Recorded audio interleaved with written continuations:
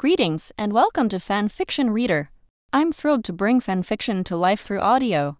I put a lot of effort into these readings, so if you're enjoying the journey, please consider giving the video a thumbs up and subscribing to the channel. Your support means a lot. Now, let's dive into the story. Chapter 161 The Good Lord is Not Kind. Is the Immaculate expensive? Of course it's expensive. Buying so many Unsullied would cost Clay about 10,000 gold dragons if converted into Westeros currency. What is this concept?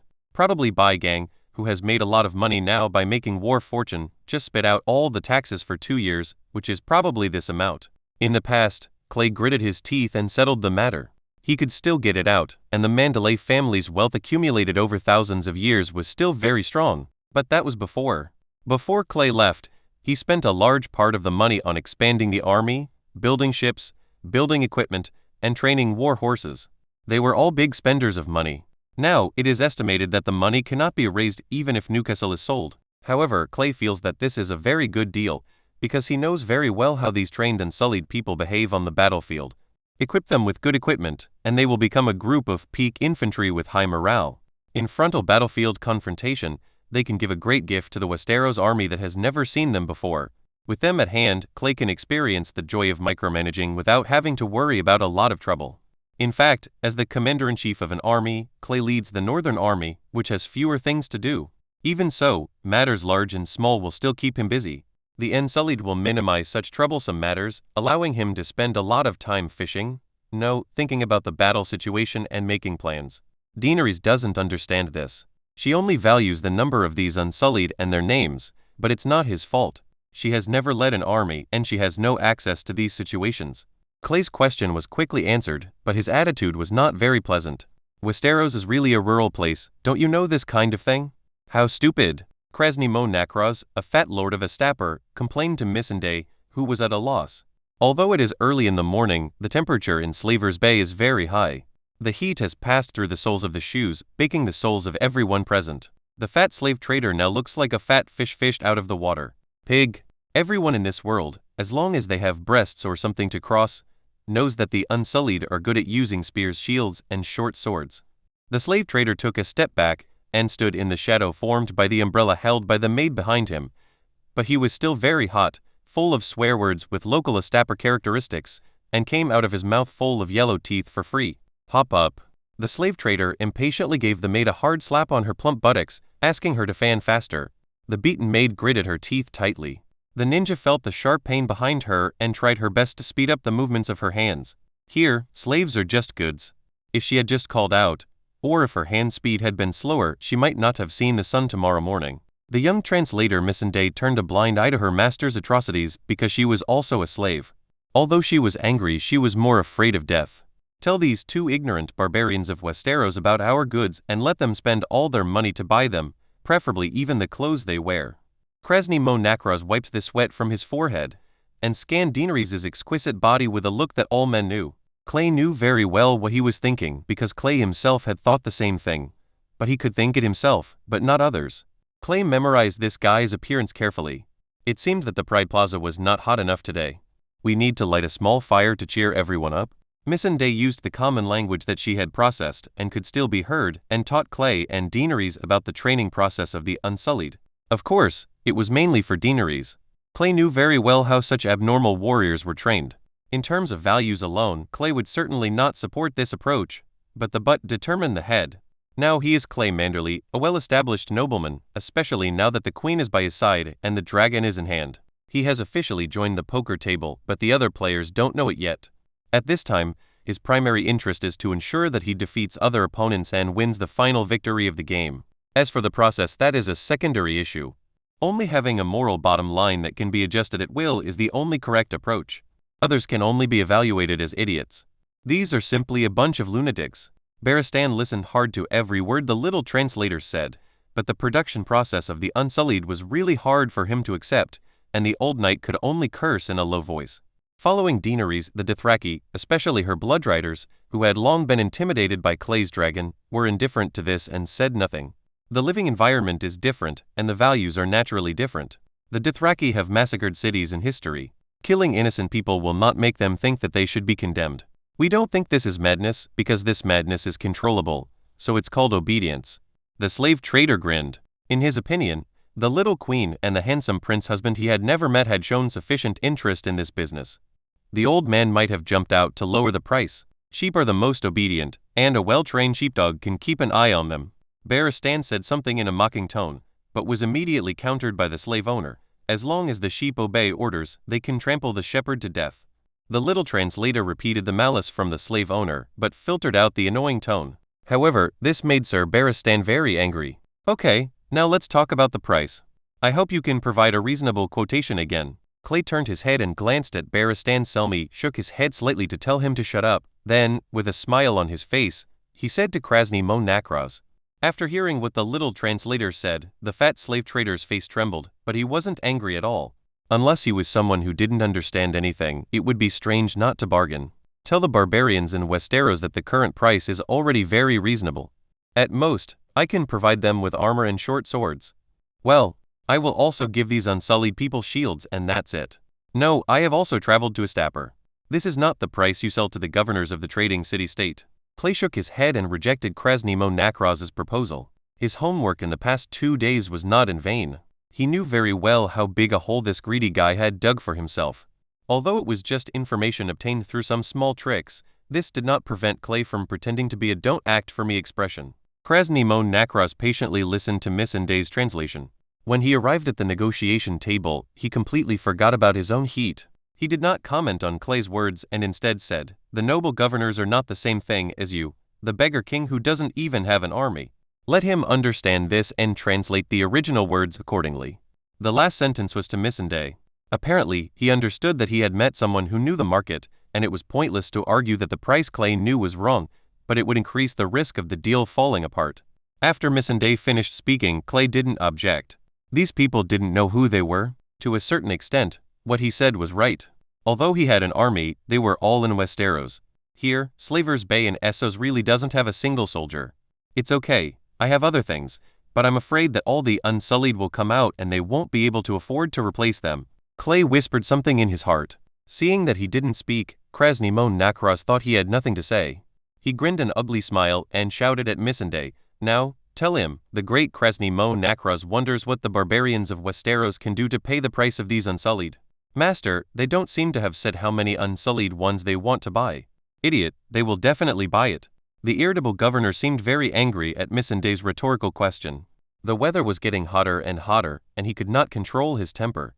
The little translator was kicked, but he must have been used to it. He staggered and quickly regained his balance. There was no fear or panic on his face, he was just used to it. Resistance would only bring more pain, as Missandei knew only too well. And during the pain, he finished translating the slave master's words to Clay, and then breathed in the air conditioning quietly. "Tell your master and ask him what he wants. With such a good price, I can't possibly carry gold around," Clay said to Missandei, pretending to be interested. Daenerys, who had been silent and listened carefully to the conversation between Clay and the slave owners, was also thinking about the current situation. Clay wouldn't let her directly raise the table with the slave owners. She thought about it for a long time last night and didn't quite understand why Clay would do this. In the eyes of the little queen, Clay controlled Galisos. As long as she used her name as a Targaryen descendant and had such a powerful Galisos by her side, it would not be difficult to conquer Westeros.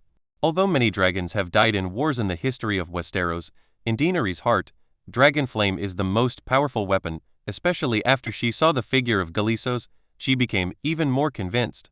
Own judgment. She must have an army, but it is only an auxiliary. To truly conquer the Seven Kingdoms, she has to rely on the roar of the dragon. But now, he discovered that Clay never seemed to place the dragon in an important position. Daenerys had a feeling, this guy seems to have been planning to live without the dragon. It's not her fault. She didn't know that there would be a lot of monsters and monsters behind Westeros, making amazing anti-aircraft weapons. The Night King, Qyburn, etc., are all representatives of technology and ruthless work. After listening to Missandei's translation of the question, Krasny Mo Nakraz's face showed no trace of greed, and he shouted, "Listen, barbarian of Westeros, I heard your woman has 3 dragons on her hands, right?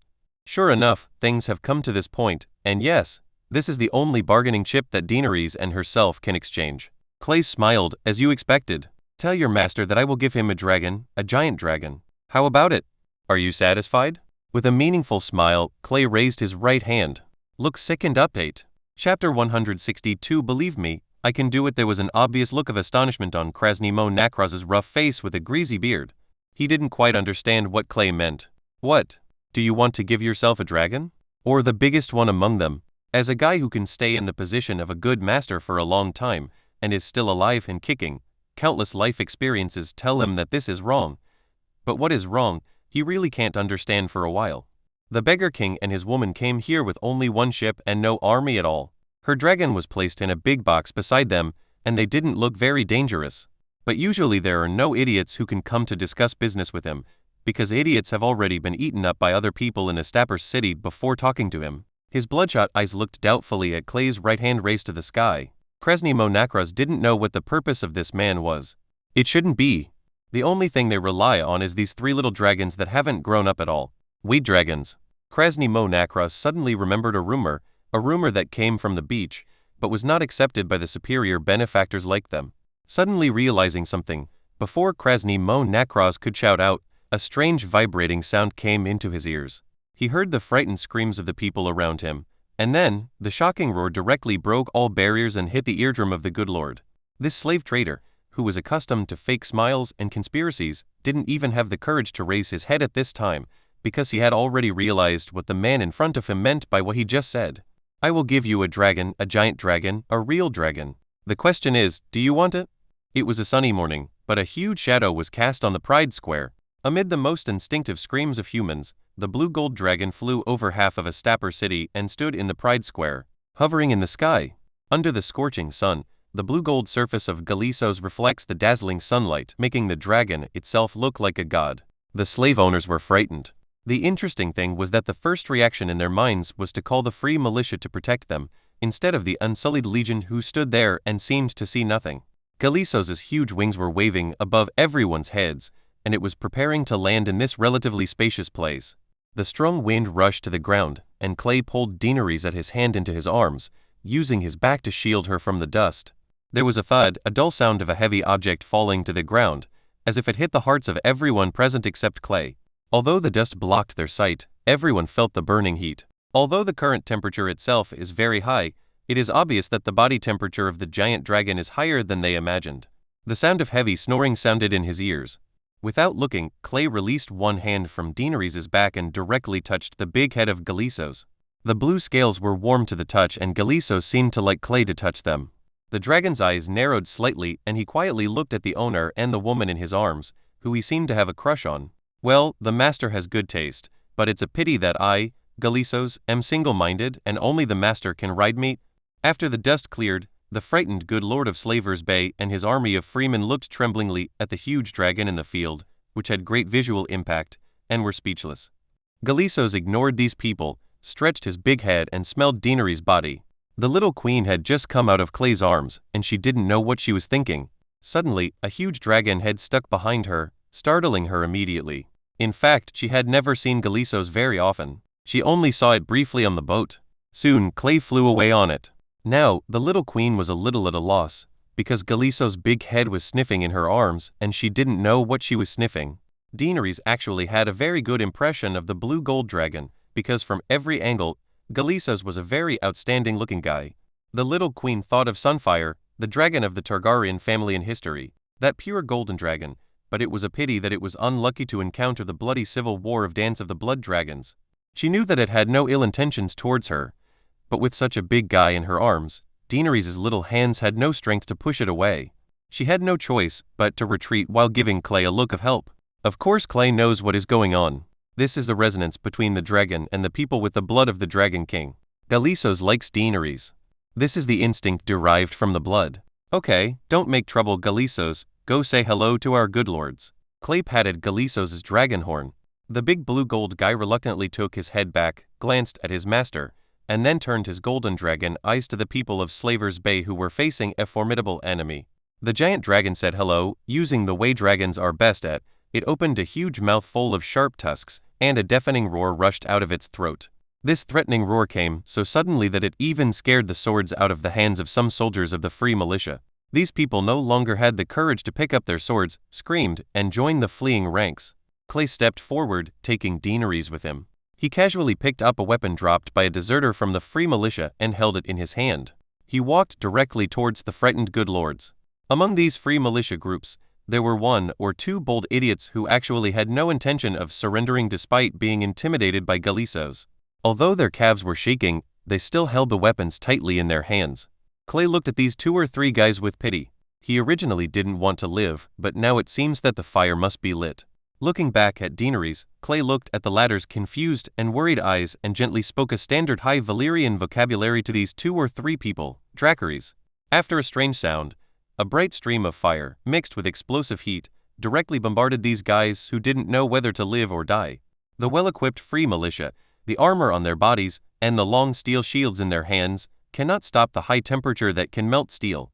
Regardless of tough will or foolish loyalty, all are equal under the dragon flames. Along with the screams that everyone present will remember for a lifetime, after just a few breaths, these people who blocked the way turned into complete ashes. Transformed corpse. At this time, Krasny Mo Nakraz remembered to call the Unsullied under his training, but before he could say anything, Clay stared back with a life-threatening gaze. The throat hidden behind the fat rolled hard, and Krasny Mo Nakraz suddenly realized that he had made an extremely stupid mistake. Daenerys, this woman from Westeros, is already the mother of 3 giant dragons, so how can someone who can hold her in his arms without any resistance have nothing to do with the dragons? There is no doubt that although the person in front of him does not have the iconic silver hair and purple eyes, he is definitely a genuine Dragon King, and the Dragon King has always been violent. In these thousands of years of history, the giant dragons and the Dragon Kings who control them have never bowed to any force other than the Dragon King. The only ones who can defeat the Dragon King are themselves. He was stupid enough to provoke a Dragon King. At this time, Krasny Mo Nakraz's mind was extremely clear. He suddenly understood the playful look in the Dragon King's eyes when he insulted him and his woman. Although Krasny Mo Nakraz himself no longer knew High Valyrian, he could vaguely understand the meaning of that word just now. Yes, how could the Dragon King not understand Valyrian?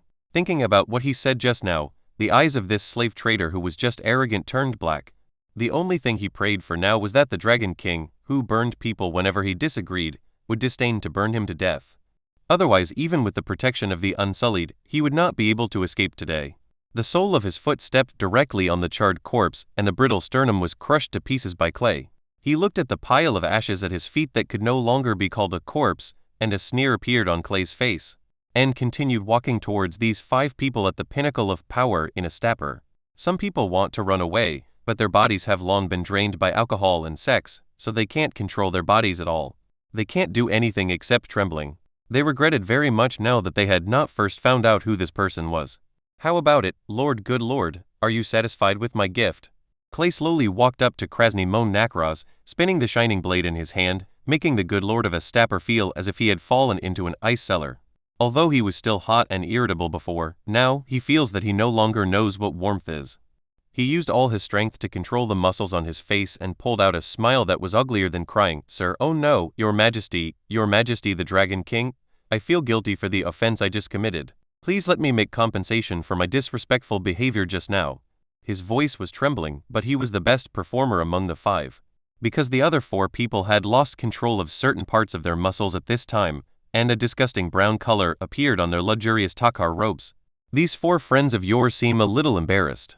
Let's talk about your compensation in another place, Lord, good Lord. Clay now had an absolute advantage, and of course he was unwilling to let himself suffer. He turned around, took Daenerys' white little hand and led her towards Galisos. Without turning his head, he knew that the slave trader would hesitate when he saw his direction, so a light word fell on Krasny Mo Nakraz's head. Don't make me angry anymore, Lord, good Lord, my dragon didn't have breakfast. It's Your Majesty. The slave trader gritted his teeth, lowered his head and quickly followed Clay and Daenerys. When he arrived next to Galisos, Clay finally got rid of the unpleasant smell. He looked at the slave trader who looked like he had been fished out of the water, covered in cold sweat, and stretched out 3 fingers. As punishment, only 3 of you can survive to see me. As for who it is, you decide for yourself. I think you understand what I mean. Within 1 day, I want to see 2 human heads in front of me, otherwise I will burn the entire Astapor. Clay took a step forward and whispered into the slaver's ears that were shaking like chaff. Trust me, I can do it. Chapter 163. It's not too late. The tone was very light, not heavy at all, but Krasny Mo Nakraz smelled the smell of blood rising to the sky. Only 3 of the 5 people can survive, and the Dragon King has not specified who it is, which poses a problem for the slave traders. Should I tell the remaining 4 people the news? Once you form a fear of a person, you will subconsciously think over and over anything he says. Krasny Mo Nakraz did not dare to try. What would be the consequences if there were more or less than 3 people after tomorrow? In his opinion, his courage brought him first-hand information, which was equivalent to giving him a gold medal to avoid death, allowing him to deal with other people relatively calmly. As the Dragon King said, he did not specify who it was, he only wanted the number of people. Do you understand? Don't think about anything else. I don't have a good temper. What a beautiful city. Do you want to hear the beautiful wailing sound it makes in the flames? Clay smiled, and that smile made Krasny Mo Nakraz shudder. Ignoring the words of assurance that the latter was chattering about, the blade flashed, and the Unsullied command scepter hanging around the slaver's neck fell into Clay's hand. This thing is considered a gift from you. I give you a gift. Whether you accept it or not is up to you. Now, how about I also ask you for a gift? Isn't it too much? Clay tossed the scepter inlaid with gems. He didn't know what kind of material it was. It looked like bone or some kind of stone, but it didn't matter. Clay didn't care about it. Throwing it backhand to Barristan Selmy behind him, Clay said, "Get this thing, bring me all the good stuff from this slave trader, and control the entire Astapor. If you dare to disobey, I allow you to set up a gallows in the punishment square." Clay took one last look at the slave trader, whose face was pale and shaking like chaff. He sneered and left a sentence. "After our respected good lords have decided on the life and death of themselves and each other, we will talk about the issue of the city of Astapor." In the previous demonstration, Barristan already knew how to use this thing. Although he still didn't like these Unsullied, the decisiveness and domineering Clay showed just now made him admire him from the bottom of his heart. This is what a ruler should be like: ruthless, violent, and decisive in killing. Of course, he does not lack a softer side, and the hand holding Daenerys is the best proof. Is this the true king given to Westeros by the gods? Barristan Selmy asked himself in his mind, but did not get an answer. He simply didn't think about it. He glanced at Daenerys, and after receiving the latter's nod, he raised the power of the Unsullied. Stick. He also speaks a slightly accented version of Valyrian, which he had learned in his youth. Unsullied, obey my orders. The old man's hoarse shout did not reach very far, but this did not prevent the Unsullied ones from being instantly tidied up. Take over Astapor's city defense. If you encounter resistance, pick up your spears and daggers and give them blood. No one answered. But as the words fell, groups of Unsullied, led by today's temporary commander, quickly rushed towards the corners of Astapor. Watching this scene with satisfaction, Clay patted Daenerys, who was a little dazed, and issued an invitation. "Daenerys, take your 3 children with you. Do you want to experience the feeling of the sky?" The little queen turned around, looked at the man beside her and behind him, also glanced at her dragon, and asked with some hesitation, "Can't a dragon only have one dragon knight?" "Forget it. As long as I am willing to take this guy with me, you have no problem bringing him along with me." Clay's eyes examined Daenerys' body wrapped in silver-white dress and commented, "Well, it doesn't look like you are heavy. Galisos can definitely carry it." Daenerys gave him a big eye roll. She is now able to accept such contact between Clay and herself. After all, she knows very well what the current situation is. "Come on, let's go, I'll take you around Slaver's Bay." Galisos, who was quite discerning, consciously lowered his head and leaned over without Clay's instructions, letting Clay and Daenerys get on his back. Pointing to the thorns on Galisos' back, Clay patted Galisos after watching Daenerys hold on firmly.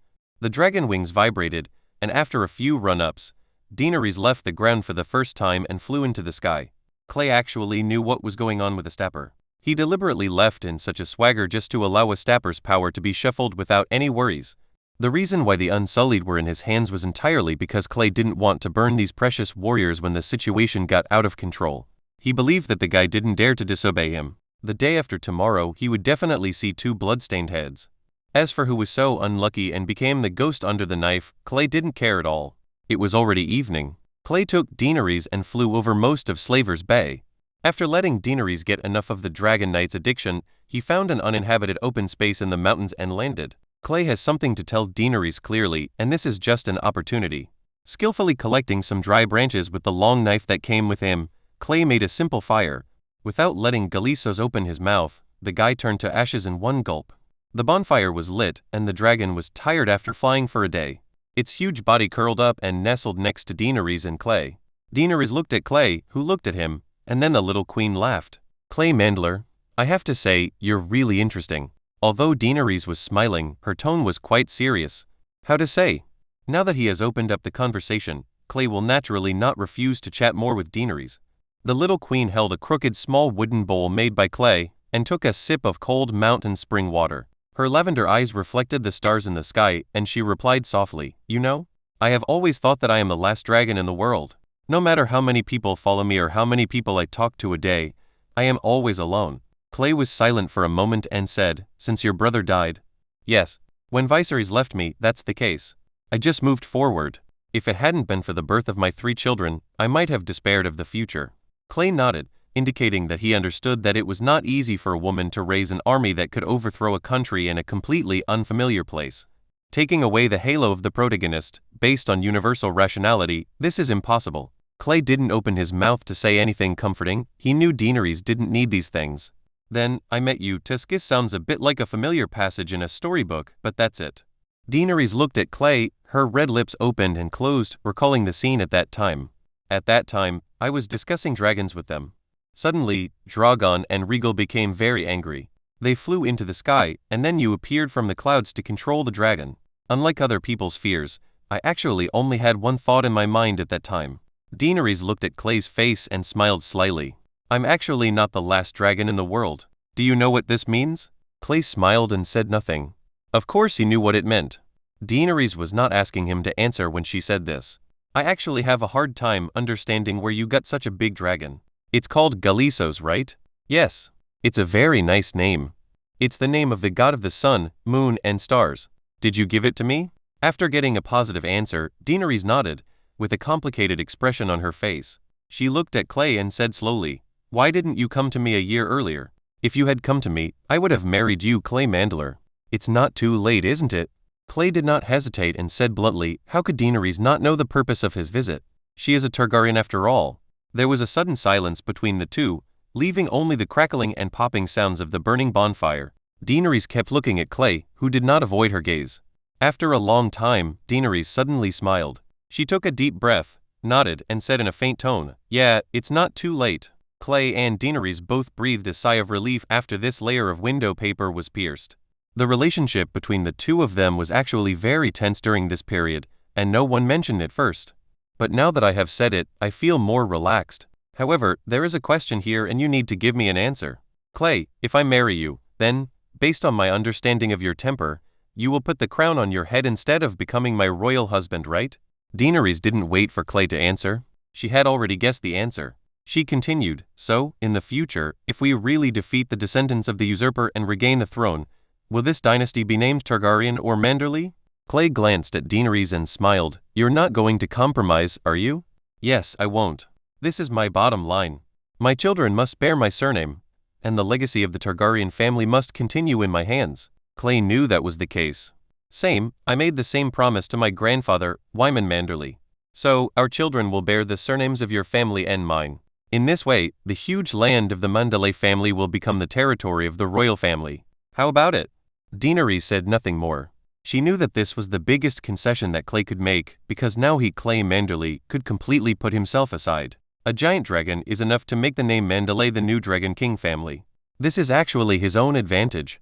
There is nothing to say. Putting aside these thoughts, Daenerys smiled. "It's not a polite thing to talk about children to me when I'm not married yet. Does the mother of dragons really want a child? It's hard to say. Maybe now is a good time, right, Clay Mandler?" Galisos glanced at the two people, snorted, tilted his head, and covered the 3 little dragons that were still roaring with one wing. "It has always been very sensible. What if I get blocked for writing about seas? I'm so confused. I've been blocked twice." Chapter 164 The Dilemma of No One. There must be an extremely restless night in Astapor, but Clay doesn't care about this.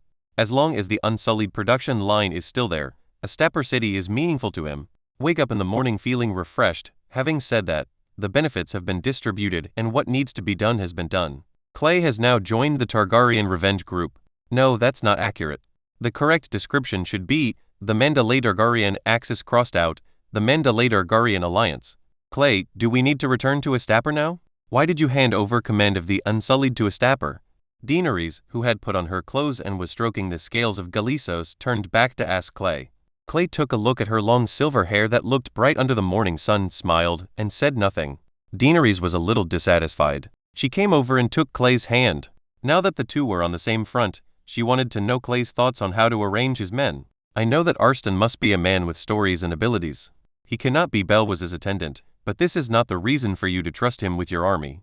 Daenerys pulled Clay's cheek, stared into his eyes, and smiled. You know his identity, right? This identity lets you know that he can definitely suppress the situation. Tisk, it's better for women to be stupid. Being too smart will make you tired, Clay complains silently in his heart, but since Daenerys has discovered Clay's abnormal trust in Barristan, there is no need to hide it anymore. Yes, he is a Kingsguard. Clay looked at Daenerys and said very calmly. However, these words made Daenerys' pupils tremble. Clay's words made her stunned. Kingsguard? The usurper's Kingsguard? Clay touched Daenerys' silver hair and explained directly without giving the little queen a chance to think about it. He is Barristan Selmy, a name you should have heard of. Is he the one who killed the last Blackfire Knight? The one with the title of Barristan the Fearless? It's him. But Cray, isn't he a member of the usurper's Kingsguard? No, that brat who came out of incest is not worthy of the loyalty of such an old warrior. He dismissed Barristan from his post and drove him out of King's Landing so that his father, the Kingslayer, could become the captain of the Kingsguard. Why? Daenerys does not know the dirty things in King's Landing and cannot understand the logic behind this wave of magical operations. Clay shrugged, opened his hand, patted Daenerys' butt gently, and said with a smile, "Let me remind you, the current queen of the Seven Kingdoms, the lioness who occupies the Red Castle, needs a convenient opportunity to find her own golden lion to court her. Do you understand?" Daenerys blinked her purple eyes, thought for a long time, and suddenly figured out the connection, and said with some disbelief, "Just for this reason?" "Just because of such a nonsense reason, I think Barristan is an eyesore. Now the Lannister has the final say in King's Landing. How can we tolerate someone like Barristan?" This incident once again refreshed Daenerys' understanding of the stench of King's Landing. It was simply incredible that such a queen and her son could still sit peacefully on the throne. Last night, Clay hugged her and briefly told her about the current situation in Westeros. The little queen was shocked by the current situation of Westeros being torn apart, so she was eager to try, thinking this was a perfect opportunity to fight back. There is no decisive victory at all now. None of the three crowns have been lost, and the time has not come at all. Now that they go back, they will immediately be everyone's opponent, because Targaryen's strong claim to the throne can crush all the scum present. It has only been 10 years since the collapse of the dynasty, but many nobles are still longing to welcome the king. How could they take the risk and let Daenerys lead the army ashore? Since Clay, you already know his identity, why didn't you tell me and you still need me to ask? As of yesterday, he was only yours. I had no right to interfere. Moreover, he had no choice but to go down with us. So, I didn't say anything, that's it. Clay replied in a bachelor's manner. He didn't want to play charades with Daenerys. It was boring to play tricks with such a capable little queen. She already knew the ins and outs, so there was no point in doing this. Daenerys, we don't have many people available right now. Although I am the young master of White Harbor, the Manderly family is not yet suitable to stand completely opposite them, so we don't have many people we can use. Daenerys thought for a while and accepted Clay's statement. After Clay told her about the current situation in Westeros, she understood that the Manderly family could not stand directly on the red dragon flag on a black background. Nearby, although the Manderly family, which has swallowed up the east bank of the Twins, is already a decisive force on the stage of the Seven Kingdoms in terms of size, they are limited by the aristocratic system in the north and cannot be completely independent. Moreover, after all, there is a biting bay between the two places. The transportation is still inconvenient and it is easy to be attacked from all sides. The Manderly family is not suitable to expose their true side to the sun, at least at this juncture. Let's wait a little longer. I believe Barristan can handle it well. Even if he doesn't handle it well, it doesn't matter. These slave traders can't change the world. Are you really going to let that fat guy with bigger breasts than me live? Frankly speaking, I don't like him.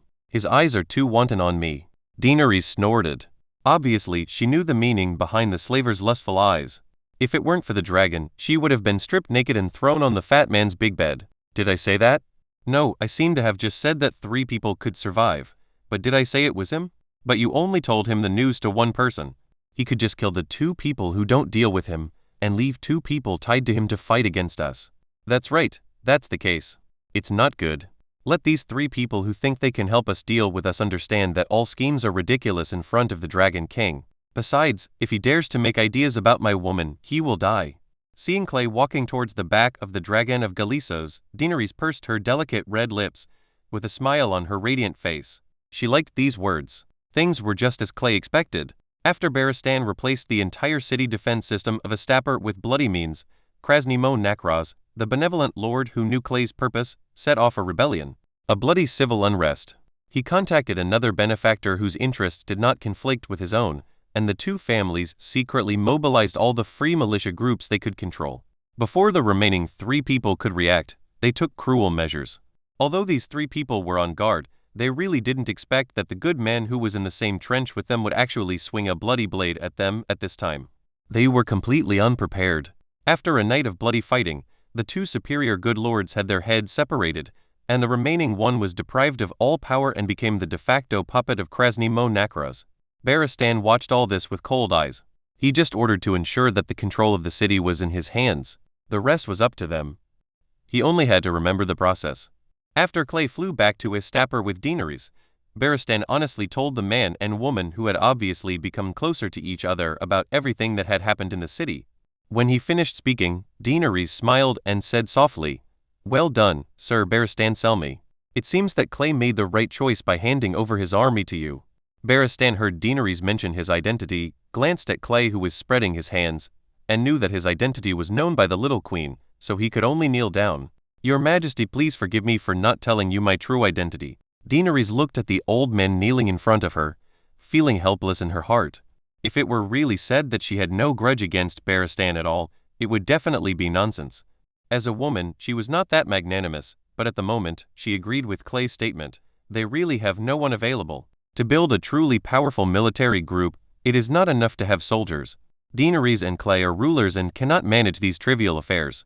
The logistics of the army, our own diplomacy, how to deal with religion, how to establish an intelligence system, etc. all require people. Again, it is impossible for Clay to directly transplant the Manderly family's system now. What they have in their hands now are these thousands of Unsullied. And this little power, thrown into the bloody meat grinder on the battlefield of the 7 kingdoms, would not be able to make much waves at all. They might not even be able to capture a slightly larger castle because they don't have the heavy weapons to attack it. Therefore, Daenerys could only hold her nose and tolerate Barristan's behavior of concealing his identity from her. If it were other noble lords, they would have been killed as a spy. Rise, I hope you can use your sword to prove your loyalty again in the future. Now, hand over the scepter of the Unsullied, Sir Barristan. Daenerys knew that Barristan had also been on the battlefield and performed well on the battlefield, but in her heart, she still preferred to defeat the Lannister army in one battle and capture the Kingslayer Clay alive. After all, he is his own man. Moreover, Clay and her just lacked a grand wedding, and the military power would still be handed over to him in the future. A king without military power is not a true king. The next update will be in the evening. I'm going to have dinner with friends in the afternoon. Don't worry, gentlemen, I won't be too fussy. Chapter 165 Reward. Sitting in the courtyard prepared by the good lords for Daenerys, Clay waited patiently all night. Why wouldn't Clay be happy if someone weakened the power of slave owners on his behalf? On this night, although the 2 benefactors had generously offered their heads in the turmoil the night before, it was obvious that the small group headed by Krasny-Mo Nakraz could not fully control it at all. Situation. Staying in the courtyard, Clay drank cup after cup of Astapor's local craft beer while listening to the goings-on on the street.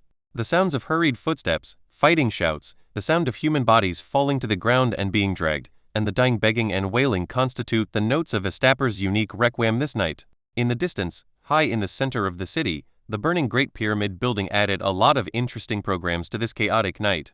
If Clay remembered correctly when he was wandering around Astapor, it should be the palace where Krasny-Mo Nakraz himself lived. It seems that the interest groups behind the 2 slave owners who were beheaded in a surprise attack are also quite large. This is their counterattack, but they don't know how much blood will be shed this night. Leaning on the soft mattress, Daenerys looked at the sky red by the fire with some worry. Only now did she realize how vicious Clay's words were before he left. There may have been conflicts among these good masters of Astapor for a long time, but because the 5 families were evenly matched before, they have always maintained a fragile balance. Now, the arrival of the dragon has broken the balance that could be broken at the snap of a finger.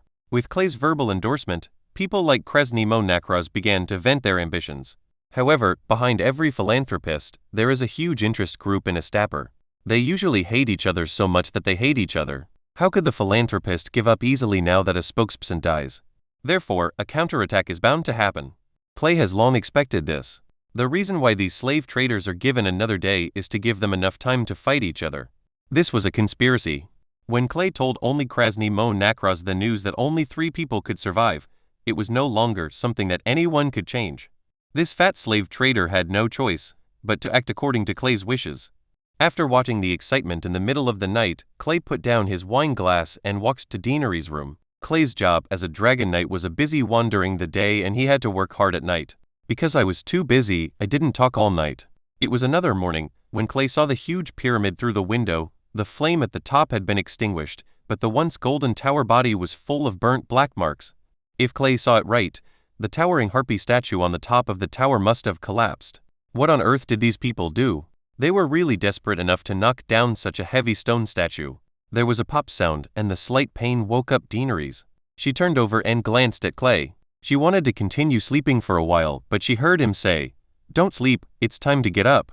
We are going to see how this guy Krasny Mo Nakraz is doing to clean up the city for us." Deanery's woke up, covered the place where she was beaten, hesitated for a moment, and asked, "Clay, what if he failed to do what you asked?" Clay glanced at Deanery's, stretched out his hand to remove Deanery's covering hand, and then touched it again. Snapped Clay got off the bed and replied calmly, "Then I don't mind letting the fire in this city burn even more explosively." By the time the two of them were fully dressed and not ready to go out, Krasny Mo Nakraz had already brought the other 2 surviving benefactors to the door of Clay's courtyard respectfully. "Invite our guests in. After all, they kept their promise, didn't they?" Clay smiled and motioned to Sir Barristan, who was in charge of guarding, to open the door and let these people in. The slave trader's luxurious toga robe was rarely stained with sticky blood, which looked particularly eye-catching on the pure white background. Clay estimated that this guy did it himself somewhere, and it was unlikely to be caused by ordinary military fighting. If the free militia under other good lords could kill this guy, the fat man standing in front of him now wouldn't be this fat man with a humble and respectful smile. "Your Majesty, Krasny has given you 2 rebel revelations in accordance with your request. I am willing to obey your Majesty's orders." Krasny Mo Nakraz's tone was very humble. Although he was not here, and did not see the blue gold dragon that frightened him to the core, he had no doubt that the Dragon King in front of him would call out at the next moment. His giant dragon rushed down from the sky. He had seen this happen 2 days ago, and it turned a business that he thought would make a lot of money into a nightmare that he can't get rid of now. Clay had long been used to seeing blood. He went south to kill more than 10,000 people in Lannister. He had seen countless corpses, and he had no feeling for heads. He opened the lid of the box containing the human head without changing his expression, and after one glance at Clay he knew that Krasny Mo Nakraz had not fooled him. "These are indeed the heads of the 2 good lords. Krasny, I see that your palace seems to have been burned down. Astapor, how much place can you control now?" "Sir, there are some dissatisfied subordinates of these 2 guys who insist on opposing your Majesty without opening their eyes. The villain has slit their throats last night. Now Astapor belongs to you, noble one." "His Majesty." "Very good. That means you and the 2 people behind you are the 3 people who survived in the end, right?" Yes, your Majesty." Looking at the slave trader who was so arrogant 2 days ago, a strange smile suddenly appeared on Clay's face. He said, "Very good. Then, among the 3 of you, choose the one who contributes the most this time, and I will give him a reward." The 3 slave owners, who had already reacted to the matter of selecting people, looked at each other and instinctively felt that this might not be a good thing. But now they are not sure. If His Majesty the Dragon King wants to select an agent for his rule in Astapor among the 3 people, the benefits involved are completely unimaginable. These people can stay in the position of good masters, of course they are all human beings. In the face of huge interests, everyone has greedy thoughts in their hearts, but the threat of death is so close in front of them, they all hesitate for a moment. Indefinite.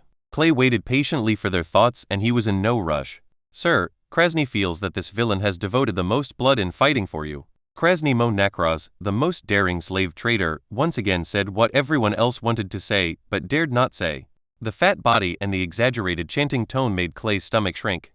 "You have no objection, right?" Clay looked at the other 2 people with a smile, and Krasny Mo Nakraz glanced at the 2 guys tied with him without any trace.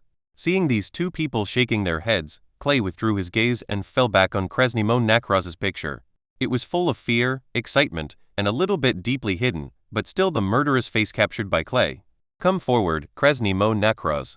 Clay also used an exaggerated tone, and this scene was seen by Deanery's not far away and Barristan Selmy, who stood next to him with a puzzled look on his face. The latter asked in confusion Deanery's, "Your Majesty Clay, this slave trader is not trustworthy." Deanery's beautiful lavender eyes slightly curved, and she just heard her whisper, It's time for blood. The words fell, the sword flashed, and a human head rose into the sky. Hot blood splashed in the air. This is the best reward for those who dare to think wrongly. Chapter 166 Arrangement Krasny Mo Nakraz is dead. Clay directly cut off his neck with a knife and completely destroyed his nervous system. Therefore, the fallen body could not even twitch. Only the red blood flowing freely could tell the story of the killing just now. Except for Daenerys, everyone present was shocked by Clay's hand. The good lord killed him immediately without any hesitation.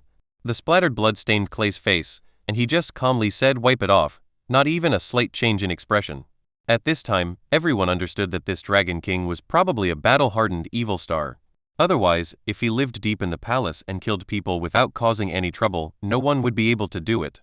The other two benefactors who followed Krasny Mo Nakraz stared with bloodshot eyes, looking at the ambitious man who had just dreamed of reaching the sky in one step, but now he had become a corpse and could not say anything. Come out. They were extremely lucky that they had just retreated and did not compete with this unlucky guy for the identity of the Dragon King's ruling agent. The Dragon King needs an agent, but definitely not someone who will overthrow his rule at any time. They were alive, but in great fear. The tip of the drooping knife in the Dragon King's hand was still dripping with blood, forming a small pool of blood on the brown floor tiles. The smell of blood filled the air, but it made these two guys who had seen dead people feel cold all over and almost felt sick. Clay contemptuously kicked away the body of Krasny Mo Nakraz, and then glanced at the two guys who were wet with cold sweat with his cold eyes as if they were real. "You two, I have a reward here. Do you need it? I am a very generous person." Clay grinned. He thought it was a warm spring breeze, but in the eyes of these two good masters also named Grazin, it was like a cold wind in winter. "Your Majesty, please bypass us." The tall Grazin suddenly knelt down, his whole body lying on the ground, trembling all over. Clay's smile completely crushed the crook of his legs, causing him to completely lose the courage to contend with this moody Dragon King. The Dragon King's violence had been completely imprinted in his heart. Later, the old Grazin, who had been deprived of most of his power by Krasny Mo Nakraz and was essentially a puppet, just used to make up for Krasny Mo Nakraz, sighed helplessly. "Take a breath. He has lived longer than the other four good lords, and has also stayed in this position the longest." When Clay appeared and Krasny Mo Nakraz raised his sword against the other good lords, he just knew that everything is over. Their only chance of winning was to unite as one and bet that Clay still needed a complete city of Astapor and would not kill them. But with the civil strife, all this became empty talk. The former masters of Astapor, have now become dough in the hands of His Majesty the Dragon King. He will make them round if he wants them to be round, and he will make them square if he wants them to be. Way to resist. He didn't know about it at first, and he wanted to find a chance to talk to the other four people later. As a result, that night, a bloody knife was handed to him. Looking at the last benefactor who also knelt down, Clay nodded. In his original plan, he only wanted to leave two obedient guys to manage the city for him. Why not three? It's very simple, because it is very likely that the other two will join forces to isolate the third one, and then turmoil will break out again. In the end, it will end up with two people fighting each other. Moreover, Krasny Mo Nakraz is too ambitious. Clay has observed the other four people. Although they all have desires when they look at Daenerys' figure, only this person has made further progress. Ideas for action. Clay did not intend to have a group of eunuchs under his command. Daenerys came from the beauty of the Valyrian Dragon King family, and any normal man would have ideas. But Clay will not tolerate a lunatic under his command, and even one must be eradicated immediately without mercy. People must have brains. If you hand over your rule to such a person, you are laying a minefield for yourself. Therefore, Clay decided to tell Krasny Mo Nakraz the news that only three people could live, and at the same time, he also issued a death sentence to this unconscious slave trader in his heart. "Of course, I didn't say I would kill you. I said I would give you a reward. Death and glory are my grace to you. Do you understand?" "Yes, Your Majesty is right." The two slave traders were lying on the ground and did not dare to raise their heads. Although Clay said he would not kill them, they still did not dare to express their anger. "I have no choice but to be frightened by this Dragon King's behavior. I really can't believe him even a little bit." "Okay, get up, now, listen to me." Everyone except Daenerys holds their breath, awaiting Clay's verdict on the city of Astapor. Don't expect other city-states in Slavers Bay to send troops to assist them. As long as Clay doesn't openly overthrow slavery like Daenerys did, even if Clay calls himself the Emperor of the Valyrian Empire, they will hold their noses and admit it. There is no actual benefit from spending money to send troops to fight for others. The rulers of other cities in Slavers Bay, such as the wise Lord of Yunkai, The great Lord of Meereen, no matter what they are called, will not do such a thing. Now in Astapor, there are only 2 of you left as good masters. I don't care what methods you use. Don't stop the production of the Unsullied. This is Clay's biggest concern. Astapor is his reserve military station. If the Unsullied production line disappears, the value of this city may be reduced to the huge wealth accumulated by these good people. The 2 Grazdans lay on the ground and looked at each other, and the old Grazdan whispered, "But your majesty, the production of the Unsullied has always been dominated by that guy Krasny Mo Nakraz, and we don't have much control in our hands." Of course, Clay knew about this. This was another reason why Krasny must die. He was so familiar with this process that Clay had no idea what he wanted to do. It was him before, but now he is dead, so you 2 will take over. I don't have the patience to listen to your complaints. If it doesn't work, I will replace him. There are too many good people in this city. Clay's emotionless voice made the 2 guys lower their heads immediately. They suddenly realized that for this Dragon King, it didn't matter who served as his agent for the rule of Astapor, as long as he could meet his requirements. Knowing very well how jealous the people below were of their position, the 2 Grazdans immediately gave up their perfunctory thoughts and continued to listen to what Clay said. This Astapor, I will come back at any time. But when I am not here, you must each other control half of the city. This was Clay's deliberate attempt to create 2 enemies. He could accept the 2 groups constraining each other and reducing efficiency, but he absolutely could not tolerate these 2 people joining together again and working against him in both ways. The reason why Krasny Mo Nakraz killed 2 foreigners and 2 good masters was because their interests were conflicting in the previous Astapor situation. Therefore, now Clay has divided the entire city's ruling power into 2 and handed over 2 identical powers to these 2 people, while the highest power is firmly in his own hands. Under this situation, the 2 parties will definitely develop into a situation in which the 2 parties are incompatible with each other. Many matters must be arbitrated by Clay, but by that time, Clay has already absorbed enough blood from Astapor.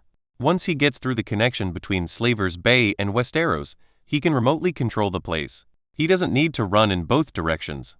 Even if it's just a step on the accelerator, it's just a dragon flight. From now on, you all belong to the Targaryens under the black and red dragon banner. I don't want to see the original banner here again. Do you understand me? Yes, sir. The name Manderly cannot appear yet, so it can only be used under the banner of Targaryen. As for the Holy Grace Temple where the Green Saint lives, I have no intention of changing it. I tell them that as long as they support my rule, I will give them the status they want. I believe they will remember His Majesty's kindness. In fact, at this point, everything that needs to be said has been basically said. The basic rights of the city, the arrangements of the Unsullied, religious issues, and the remaining small things are not things that Clay needs to worry about. Clay, you haven't talked about diplomacy with other city-states yet. Astapor is a trading city. The Unsullied gave it to us. This city needs new financial resources. Daenerys came to Clay and reminded him softly. The battle between Clay and her ended last night. During the intermission, he once described to her his plan to rule Astapor. Looking at Clay's appearance now, he must have forgotten about diplomacy and trade. Well, you're right, Dany. Clay smiled at Daenerys, took her hand, and then returned his gaze to the 2 former slave owners. He continued, I believe you are all connected with your friends in Yunkai and Meereen, right? Your Majesty, this no need to explain. I didn't plan to say anything. What I mean is, continue the contact between you and tell them that I have no intention of changing the slave trade here. You can do whatever you want without affecting their money-making. Yes, Your Majesty. Also, I know that Astapor has accumulated a large number of slaves. It doesn't matter if you can't sell them for a while. Get them all for me to produce, including weapons and food. I will find a suitable buyer for you. Clay didn't say anything, but Daenerys understood that the buyer was probably Clay himself. The expansion of the army required a lot of weapons and equipment and also consumed more food. As for Clay not being able to pay, what a joke looking down on the Iron Bank of Bravos, right? Clay was very aware of the generosity of gentlemen bankers. As long as the terms were negotiated well, they could lend them any amount of money. Spread the blood of Bravos to support Astapor's economic development. Clay was so moved. Come, cheers to the great Iron Bank. Chapter 167 Changes in Winter. Maester Luwin, are you sure that my father did not die from a festered wound? The cold wind mixed with bone-chilling freezing rain hit every corner of Winterfell, the oldest castle in the north. Robb Stark stood in the Lord's room, looking at the flickering candlelight, his eyes unfocused. He wore a thick animal skin cloak, but it still couldn't bring him the slightest warmth.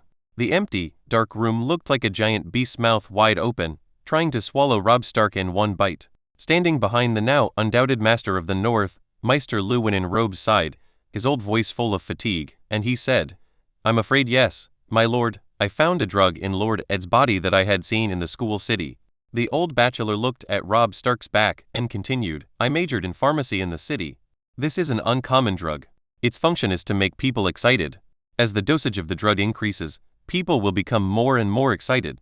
After a long silence, Robb Stark murmured as if to himself, "So, the mental state that my father showed when he came back was actually due to the effects of this damn drug.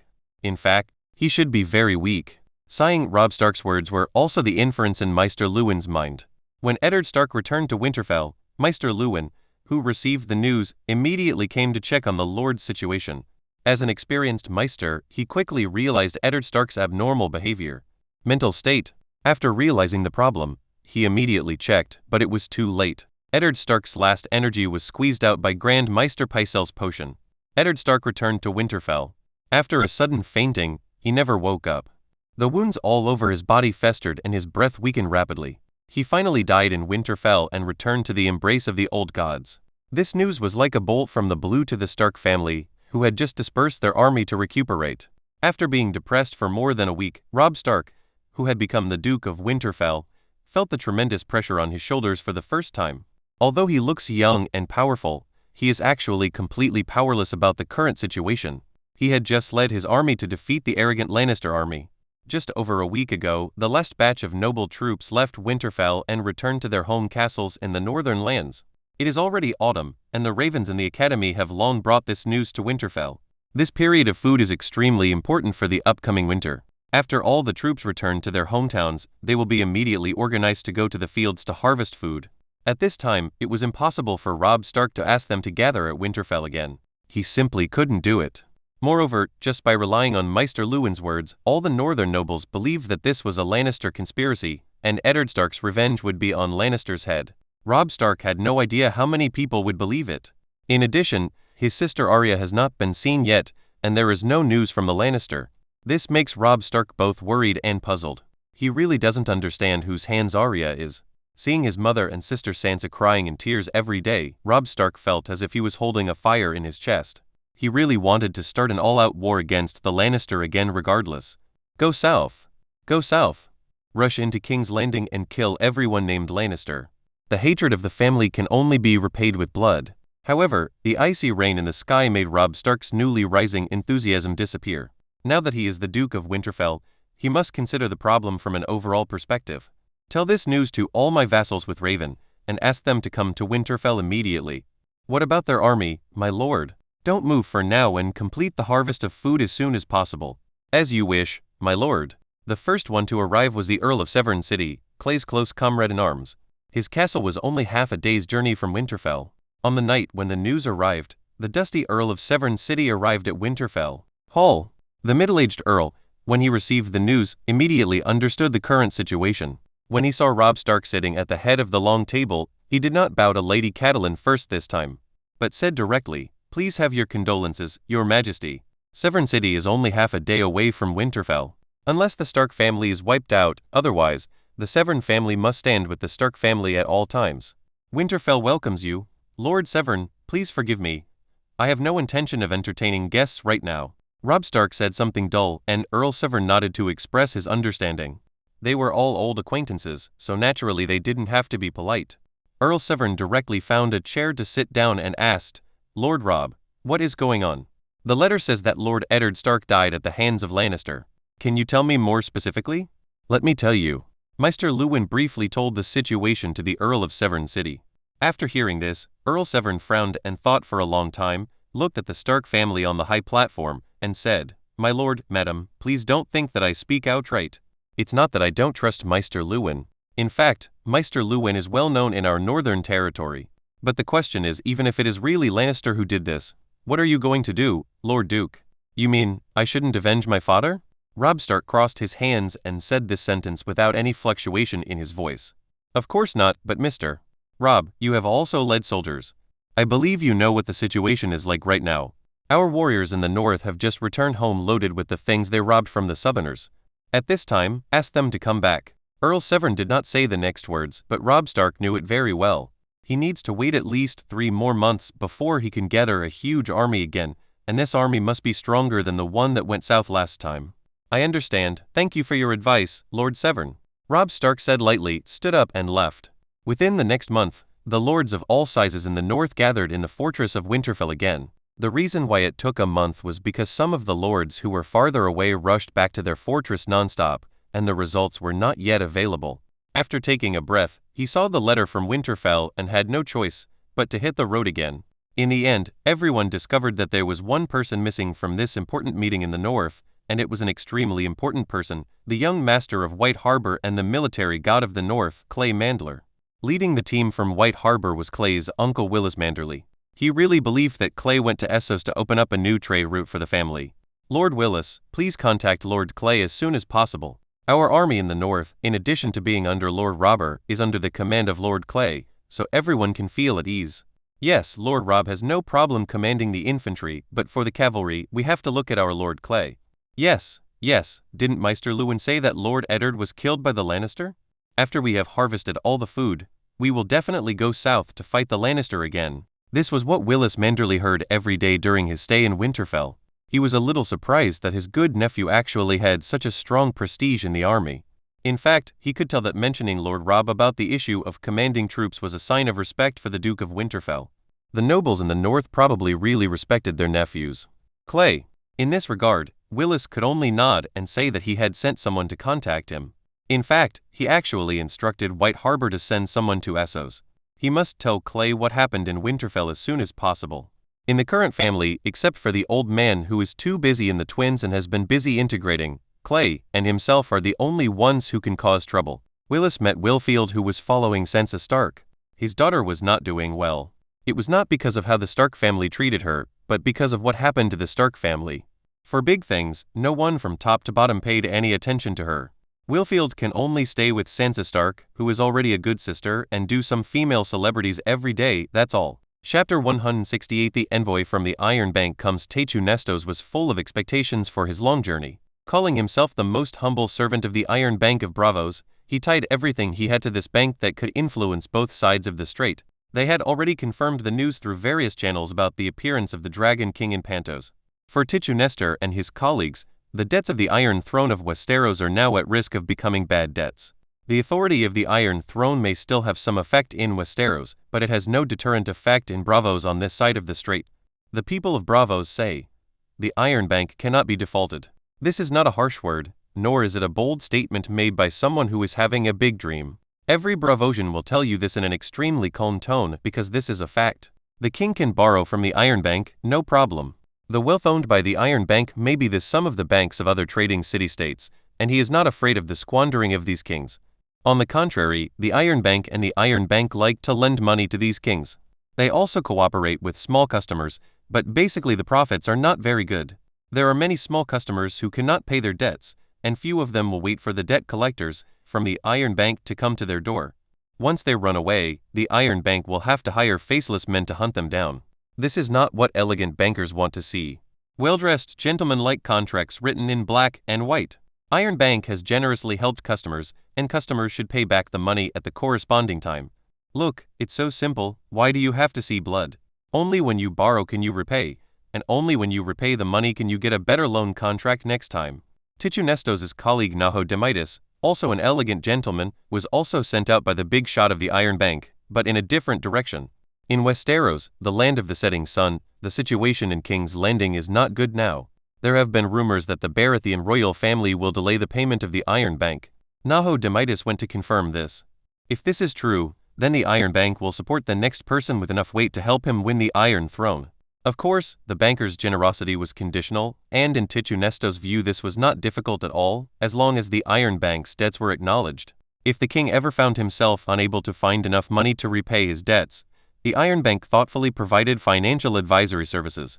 They will send professional personnel to find ways to help the king plunder enough money from his territory. How much damage will it cause to the civilians in the territory? Oops, the high-ranking Taijinkuo has limited energy, so how can he care about these trivial things? This is a headache for those kings. Of course, they are welcome to borrow money from the Iron Bank again. Again, the Iron Bank cannot be defaulted. Teitu Nestorth was very efficient and soon learned about the Targaryen Red Dragon banner being raised in Astapor. Well, it's time to write a report and reevaluate the situation of this family in Slavers Bay. It's a headache, Tywin muttered to himself, then took out an exquisite snuff bottle from his gorgeous pocket, sniffed it gently a few times, and leaned comfortably on the cushions of the carriage. After a long journey, he finally arrived at the city of Astapor, which he was no longer familiar with. Then, he saw the red dragon flag with a black background flying high on the top of the city, which was the symbol of the Targaryen family. In the past, the Targaryen family had been regarded as high-quality customers. In the past few hundred years, although some unpleasantness had occurred, in general, the Targaryen loan contracts were guaranteed. So Tywin sat on the carriage and slowly drove into the star city of Slavers Bay. He wanted to see the current situation of this city with his own eyes to evaluate the content of the contract. The rule of Clay and deaneries in Astapor has stabilized. Although there are still some minor troubles, after Clay guaranteed most of the interests of the slave owners, the whole city is still running quickly. Stand up. All the property looted from the Great Pyramids of the Three Dead Good Lords was invested by Clay in the processing of the backlog of slaves. The people in Slavers Bay did not need so much food and weapons, but Westeros did. Sitting in the former hall of the Good Lord, Clay and Daenerys quietly listened to Sir Barristan Selmy's report on the recent security situation in the city and nodded, indicating that he could leave.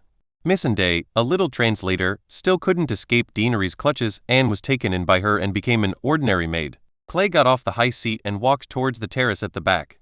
Daenerys also got off the cushion and followed Clay. Clay, it seems that Sir Barristan has managed the city well.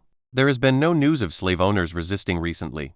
Daenerys put her body into the lounge chair warmed by the sun, narrowed her bright eyes and said in a pleasant tone, "Perhaps, after all, they have no reason or strength to fall out with us. After the initial dissatisfaction and fear have passed, they will accept the reality." Clay smiled and sat down, groping dishonestly with his palms, making Daenerys' steady breathing become slightly faster. In order to avoid having to change clothes later, Daenerys quickly changed the topic. "Clay, we are now able to control 8,000 Unsullied, and there are 4,000 more who are training. We have been waiting here, but it seems to have no effect." Daenerys finally grabbed Clay's big hand that made her gasp slightly and whispered, "I feel that this city doesn't really need us, although they don't exclude us." Nodding, Clay agreed with Daenerys. Galisos flying around the city with 3 little dragons for a few times would nip all conspiracies in the bud. It can be said that the city of Astapor has become a backup base for Clay and Daenerys, but there are still several problems that need to be solved. In the final analysis, the foundation of the two people is too weak. If there was no genocide caused by Targaryen, Clay and Daenerys would have a lot of talents available now. Now, their newly established kingdom can't even set up a royal council, let alone run it effectively. There is still a shortage of people, otherwise Clay and Daenerys wouldn't have to be so hands-on. The king is the one who takes the direction on big things, rather than dealing with specific matters. When we completely resolve the matter here, I will take you back to Westeros. There are many people there waiting for your return," Clay said with a smile, and when Daenerys wasn't paying attention, he broke free from the grasp of his white little hands and rushed towards the dragon's lair. At this moment, a voice rang out that annoyed Clay and made Daenerys sigh in relief. It was the little translator Missandei. "Your Majesty, the envoy of the Iron Bank, a man named Tywin, requests your audience." The palms of his hands stopped, and Clay and Daenerys, who had a reddish complexion, looked at each other. This was true. Clay originally planned to go to the Iron Bank in person, but now it seems that the noses of these vampires are bigger than expected. Much more sensitive. "Tell him I'll see him at the palace in half an hour." "Okay, Your Majesty." Missandei glanced at the two people in strange postures, smiled secretly, agreed, turned and left. After Missandei left, Carrie turned his eyes viciously to Daenerys, who was holding back a smile. The latter pushed him away, and smiled extremely happily. "Let's go, Your Majesty. Clay, make preparations to meet the envoy of the Iron Bank." After scolding the bastards who do bad things and do good things, Carrie shook his head and walked towards the palace. Half an hour later, Tywin walked into this huge pyramid that once belonged to the Good Lord. He noticed that all the guards here were Unsullied ones wearing black armor. It seems that the Targaryen family has established a firm foothold here. With the support of the Unsullied, at least they will not be easily knocked off the throne. However, Tywin was curious as to why the Dragon King, who claimed to be a descendant of House Beluriz, was willing to stay under the Targaryen banner. Yes, internally, Clay is Clay, but externally, the vest of the descendant of Beluriz is still in use. Otherwise, if a Westeros family who can control dragons appears out of thin air, this news cannot be concealed at all. How long is it in the country? Clay couldn't even pretend to be a Targaryen survivor. First of all, the Targaryens were in Westeros. Apart from Maester Aemon Targaryen of the Great Wall, no one was alive. Moreover, Clay does not have the silver hair and purple eyes that are the hallmark of Targaryen at all. He has no one who can match him yet, so he is not qualified to pretend. When he came to the palace, Tichunestos saw the man and woman sitting on the throne at a glance. This sitting method seemed very interesting to Tichunestos. If a man is the king who holds all the power, then as his queen, she should not share the throne with him. But now, Daenerys Targaryen, who should be the last descendant of Targaryen, is sitting on the throne very casually. Obviously, the situation is different. The most humble servant of the Iron Bank, Tichunestos, brings the friendship of the Iron Bank to the two masters of Astapor. I wonder how many golden dragons can I buy from Taijinku's friendship? The man's laughter reached the ears of Tichunestos. Teichu could not hear the sarcasm in his words at all. This was his most basic accomplishment as the envoy of the distinguished banker of the Iron Bank. He smiled slightly, saluted again, and said softly, "Maybe it's worthless, but maybe it can buy a kingdom for your two majesties." Interesting man. Then, Astapor welcomes you, the messenger from the Iron Bank. Now, can you tell me what real things the Iron Bank can bring us? Daenerys said. Of course, as you wish. Chapter 169 Fatal Conditions. I don't like to beat around the bush, so bravos people, tell me your conditions directly. It just so happens that my husband and I are also very interested in you. Daenerys pursed her red lips and expressed her wishes straightforwardly. This is exactly what Tichunestos hopes. He personally hates the etiquette established by these kings the most. It is not that he hates the etiquette itself, but that he feels that only the gentlemen of the Iron Bank respect it. It is true etiquette. Clearing his throat, Tichunestos straightened the corners of his somewhat wrinkled clothes. The ever-smiling expression on his face slowly faded away, and he took out a workmanship card from the lining of his clothes. The elegant paper recited loudly, "In the name of His Majesty the Great Sea King, most humble servant of the Iron Bank of Bravos, I, Tichunestos, formally make the following proposal to Daenerys Targaryen of House Targaryen, and the kingdom ruled by Daenerys Targaryen and her husband, will be supported by a sum of money from the Iron Bank. In return, House Targaryen will recognize Robert Baratheon, all debts owed by one life and his descendants. The Iron Bank can help the Targaryen army, and replace this funding with equivalent weapons, armor, horses and other military supplies at a very reasonable price. If necessary, the Iron Bank can contact the mercenary group. Similarly, the Iron Bank will need to be rewarded, and when the Targaryens return to the throne, no tax will be collected on merchant ships sailing from Bravos to any port in Westeros. Lin Linzon said a lot, and Clay roughly counted them in his mind, and it should be between 10 and 12. When the well-dressed Mr. Tichunestos finished reading the manuscript in his melodious tone, Clay, who listened carefully, held down Daenerys, who had a stiff face, and said with a smile, "Thank you to the envoy of the Iron Bank for providing us with such favorable conditions. However, forgive my ignorance, some terms may need to be discussed with my ministers. How about this? Your Excellency, please stay in Astapor City and wait for a while." How? Hearing the words of this mysterious Targaryen man, Tichunestos frowned without any trace, and he despised this countryman in his heart because he had never seen the world and could not understand such a simple condition.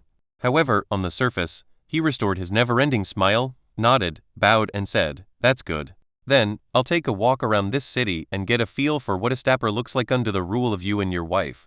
Very good. Clay clapped his hands, with a happy expression on his face.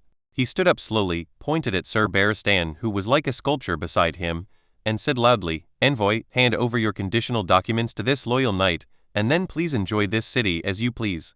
All expenses incurred by the envoy in Astapor will be paid for by my Targaryen family." Tichunestos left, leaving everyone with a long silhouette and an undisguised sarcastic smile on the other side of the silhouette. But what he didn't know was that Clay, who he thought was like a country boy, also stared at him with a sarcastic expression until he completely left his sight. "Everyone, get out. Sir Barristan, you stay here." Clay gave the order coldly, and all the Unsullied warriors immediately turned and left. The maids looked at each other, and under the leadership of Missandei, they also slowly exited the empty hall. As the huge stone gates chirped shut, the giant palace inside the gold tower fell into an eerie silence. Clay took the exquisitely crafted parchment from Barristan's hand and returned to the throne, playing with it and frowning in thought. Daenerys on the side, although she knew that Clay would never agree to the terms of the Iron Bank, she was still completely angered by the contemptuous tone revealed by the Iron Bank in the treaty. After all, she was born in the former Dragon King family and has a natural sensitivity to this kind of thing. Daenerys quickly realized the inappropriateness behind this treaty, but after all, she had not systematically learned similar knowledge, so just I feel it, but I can't describe it. Tell me, what do you think of this good wolf from Bravos? Clay's hand that was playing with the parchment scroll suddenly stopped, and his divergent eyes focused again, looking at the two remaining people in the hall. His tone was neither high nor low, and seemed to be very calm. Your Majesty, this treaty must not be signed. Oh? Sir Barristan, tell me what you think. Clay looked at Barristan's cellmate, the former Kingsguard who had been working as a bodyguard for the king. Clay wanted to hear what interesting insights he could have. Barristan's cellmate pursed his dry lips, organized his words, and said solemnly and seriously, Your Majesty, I don't know anything else, but simply asking you to acknowledge King Robert's debt is more than we can afford. It's a usurper. Watch your position, Sir Barristan. Daenerys yelled in dissatisfaction. After all, she was a woman, and she had such a big reaction to Robert Baratheon, a dead man. Clay patted her shoulder comfortingly and encouraged Barristan. Go on, Sir Barristan. Okay, I want to say that I have been with the usurper for about 10 years. I know very well how much debt he owes. It is a huge debt counted in millions of gold dragons. I think your Majesty should understand this. What a huge sum of money. Daenerys had never lived in Westeros, so she didn't actually have much idea about this scary-sounding number. She pushed Clay gently and stared at him with her talking eyes. You just need to understand that as the largest port in the Seven Kingdoms, King's Landing's annual tax revenue is estimated to be less than 200,000 gold dragons. To be more detailed, I am going to the street now to buy a slave girl of Valyrian descent who is similar to you, with silver hair and purple eyes. When converted into Westeros golden dragons, it is about 2 to 5 golden dragons. Of course, what I am looking at is this the quality of the female slave. Hiss, it hurts, let go. Clay grinned and sucked in the cold air, rubbing the soft flesh on his waist with one hand. Daenerys, this woman is very cruel. No. I must let her experience my stick skills tonight to relieve the hatred in my heart. So this is a debt we can't afford to repay? Although Daenerys' mathematical thinking is not developed, her female intuition is still online, and she summarizes it very well. Yes, and there is still high interest here. The Iron Bank is not doing charity, so it is impossible to lend money without interest. Clay nodded. He shook the parchment, took a breath, leaned his body on the back of the throne, and said slowly, Do you know? If I sign this loan contract, even if we go through all the hard work, cut off the heads of all enemies, and truly sit on the Iron Throne of King's Landing, this Westeros will not be able to do anything at all. Named Manderly and Targaryen. But there is no mention of anything related to the army. We have unified the Seven Kingdoms. If nothing else, the red dragon flag with a black background flying on the continent of Westeros must represent our rule. Daenerys said in confusion that she only saw the debt problem, but she was not deeply involved in the world, or did not understand economic-related issues at all. Clay understood this very well. Shaking his head, a cold smile appeared on Clay's lips, and he said, Let me give you a concept. Economic colonization, in human terms, means using business to completely control a country. Do you know? The thing that makes me want to refuse the most in this treaty is not the debt of millions of gold dragons. As far as their rules are concerned, there are enough loopholes to block a Galisos. They stipulated how much gold dragons should be contained. Is it gold? Furthermore, they use the currency of Bravos to collect debts and adjust the exchange ratio between currencies. This is also within the rules. Clay smiled disdainfully, and then pointed to one of the sentences with a cold voice. This is their real killer move. Daenerys and Barristan were attracted by Clay's fingers. After carefully reading the question about dock tax, they frowned and looked at Clay, waiting for his explanation. If their goods can be traded with us without any restrictions at a price without paying taxes, you can rest assured that Westeros will not be in chaos within 3 years. I will just go back to White Harbor and forget about it. A commercial city-state can actually purchase goods without restrictions in Westeros, which is dominated by a small peasant economy and aristocratic manor economy. What kind of familiar script is this? Chapter 170. If you don't agree, Feed the Dragon. Clay didn't want to tell Daenerys and Barristan what impact cheap handicrafts would have on the palm-sized economy of Westeros. The vast majority of the population in Westeros are farmers, and all their extra income is to take the saved food or the simple products they make and go to the market to exchange for other things. If Clay really agrees to this so-called free trade without tariffs, the huge shipping volume will crush the farmers' little space. For example, King's Landing has a population of nearly 1 million, and it is impossible to be self-sufficient with the royal territory. Therefore, the Reach, which is responsible for feeding the population of King's Landing in addition to confiscating part of the food, most of it comes bought from farmers. But now, due to a series of complex reasons, such as terrain restrictions, safety issues, transportation capacity limits, etc. The price of food from the Reach to King's Landing, the lords of the Reach have to pay several times the original cost. If the royal family had not been taken advantage of, this loss-making food transportation would have stopped long ago. But now, if tariff-free sea trade is established, then the nobles of the Reach will soon discover the fact that the food they buy from Braavos is actually better than the food they transport from the Reach themselves. It's even cheaper. At this time, do you need to think about whose food the royal family will use? And once they choose to buy the food shipped from Braavos and form a long-term dependence, a problem will immediately arise. The farmers in the river bend cannot sell the food they have worked so hard to grow. You know, the Hebend area, apart from being rich in food, does not have advantages in other fields. If the food in the territory becomes unsaleable in a large area, you can imagine what will happen. And this logic is not limited to the agricultural field. As long as there is a local price difference between the two sides, this situation can be extrapolated infinitely and swallow up all the industries it can swallow.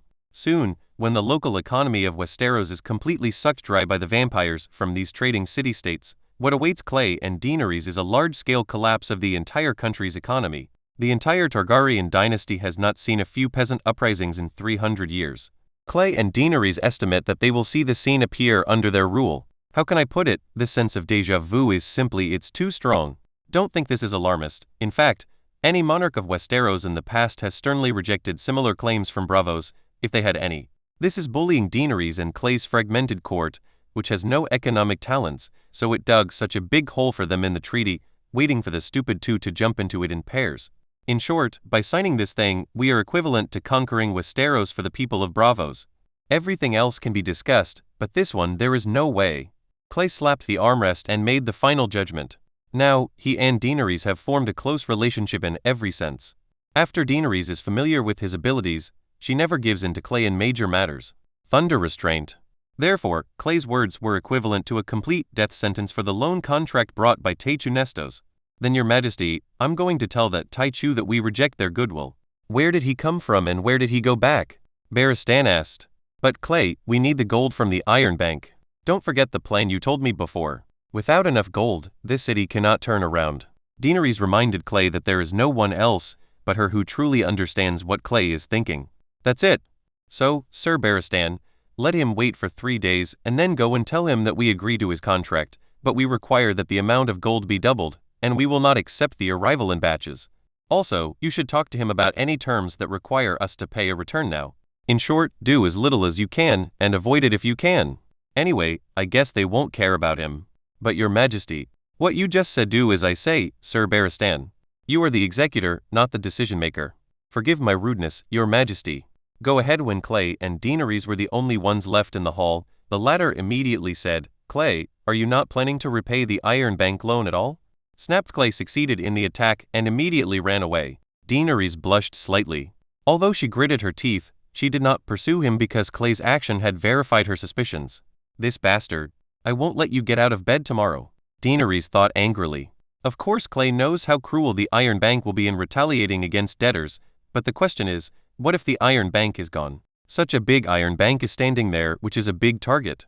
What they rely on is nothing more than a team of debt collectors represented by faceless people. But the problem is, the faceless people work for them because it is profitable. If one day, a fire and a raid completely destroy the entire Braavos, you will see if the faceless people will still work for these elegant people. Do bankers work for free? The best destination for something like a bank is to act according to the will of the country, and Braavos simply does not have the size to support a country. Therefore, if Clay doesn't do this, in a few years, someone will always find an opportunity to completely destroy this Iron Bank that is poisoning everyone. It's just that at the moment, Clay doesn't have the ability to directly go to war with the Iron Bank or Braavos. Dragons are not omnipotent. If they were really that powerful, the Valyrian Free Fortress would have conquered the world long ago. How could Westeros be such a mess now? Therefore, at this stage, Clay's attitude towards the Iron Bank of Braavos is to borrow money like crazy and, of course, not pay it back. Only after he ascended the Iron Throne and gained complete sovereignty of Westeros would he take action against Braavos. It just so happened that most of the repayment clauses in the loan contract were implemented from that time. 3 days later, Taichu Nestorth, who was impatient to wait, was finally notified and returned to the hall filled with Targaryen's black and red dragon flags. Unlike last time, this time, Clay was the only one on the throne. He leaned lazily on the throne and tapped the armrests with his fingers carelessly, looking confident. Although the contempt and disgust in his heart were as wide as the strait, Tywin still looked polite on the surface. He caressed Clay's chest and said lightly, "It's an honor to see you again, Your Majesty. I hope that these 3 days of thinking will add more smooth factors to our next conversation." Clay nodded and glanced at Barristan Selmy, who was standing aside, clad in armor and restored to his Kingsguard attire. The old knight felt the gaze of his monarch, nodded slightly, took out a new scroll from his arms, stepped forward, and handed it to Tywin, who was a little confused. "Your Majesty, what is this?"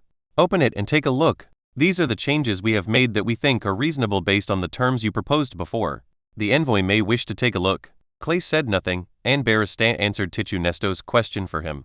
Frowning fiercely, he realized that these guys weren't that easy to fool, and there was an unhappy look on his face, making his whole face look a little distorted. Shaking open the scroll, Tywin carefully read the newly drafted terms. He had long been familiar with the original terms, so he subconsciously compared them in his mind. He found that these guys had required major concessions from the Iron Bank for what they had to pay now, but not many changes had been made to the terms after winning back the throne.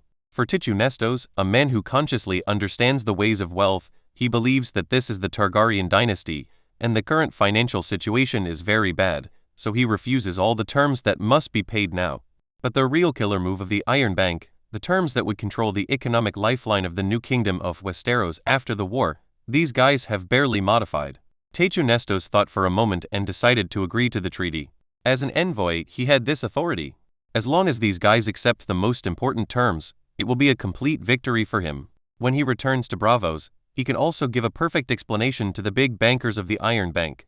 But on the surface, he made an extremely angry expression, and his voice turned cold for a moment, and he said, "Your Majesty, is this plan an insult to the Iron Bank? I cannot accept such conditions."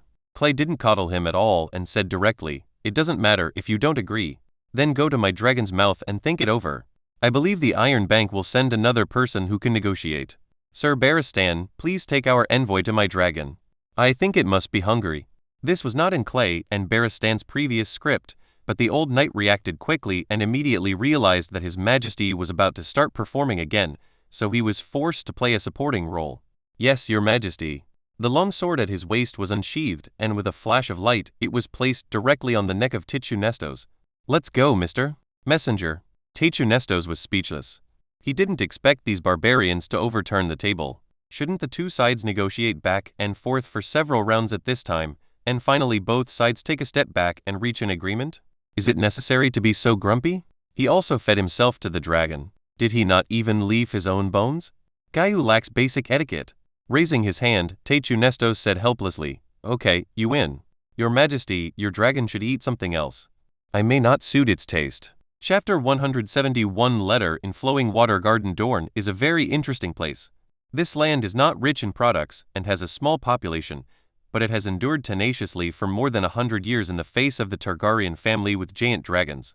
It was not until finally that it was completely restored through marriage with the Targaryen family.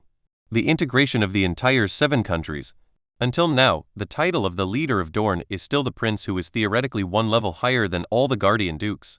This is the respect of the entire 7 kingdoms for their achievements. As their clan language Unyielding says, outsiders can invade Dorne and kill the people of Dorne, but it is extremely difficult to make the Dorne people surrender.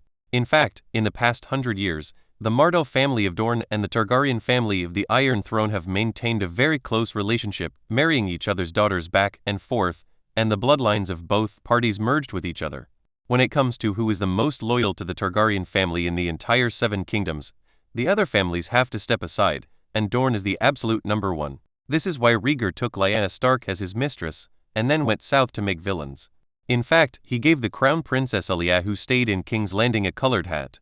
Dorne in the war, he still supported Targaryen. If this 100-year marriage is regarded as a long-term investment, only if a Targaryen sits on the Iron Throne, Dorne's investment will be considered to have paid off, because this is the common blood of both parties. You see, when Robert Baratheon ascended the throne, was there a Martell on his council? The entire Dorne immediately fell into complete political passivity. In terms of strength, they certainly cannot defeat the other 6 kingdoms headed by the Iron Throne. Without the support of the Iron Throne, the Dornish people would suffer on some minor issues. For example, in the borderlands where conflicts are constant, bloody frictions between the two sides are commonplace. And because the Stormlands themselves are the king's home, how can Dorne possibly get support in such conflicts? Politics cannot be accomplished by relying on swords alone. If you only advocate violence, you will eventually be swallowed by violence. Therefore, in theory, any of these big families may attack Clay and Daenerys, but Dorne will not. Their interests are deeply tied to Targaryen, and now they are eager to land the king's army immediately. Based on this, the Martell family is a very important part of Clay's future layout. If they can get their support, this chess game will be completely viable. Clay doesn't know what's going on with the offensive and defensive battle in King's Landing now, but for the three top players at the gambling table, this game is basically a stud situation. No matter who loses, it is unacceptable. If you are unlucky, you will move your head and completely lose the qualification to continue playing. If you are gentler, you will avoid it from a distance, lick your wounds in the dark, and accumulate strength in order to fight again. Anyway, no matter what, this battle will definitely have to waste 1 or 2, or so Clay feels. The three parties participating in the war each have their own advantages, and all of them are talented people. Clay still can't say who will be the final winner.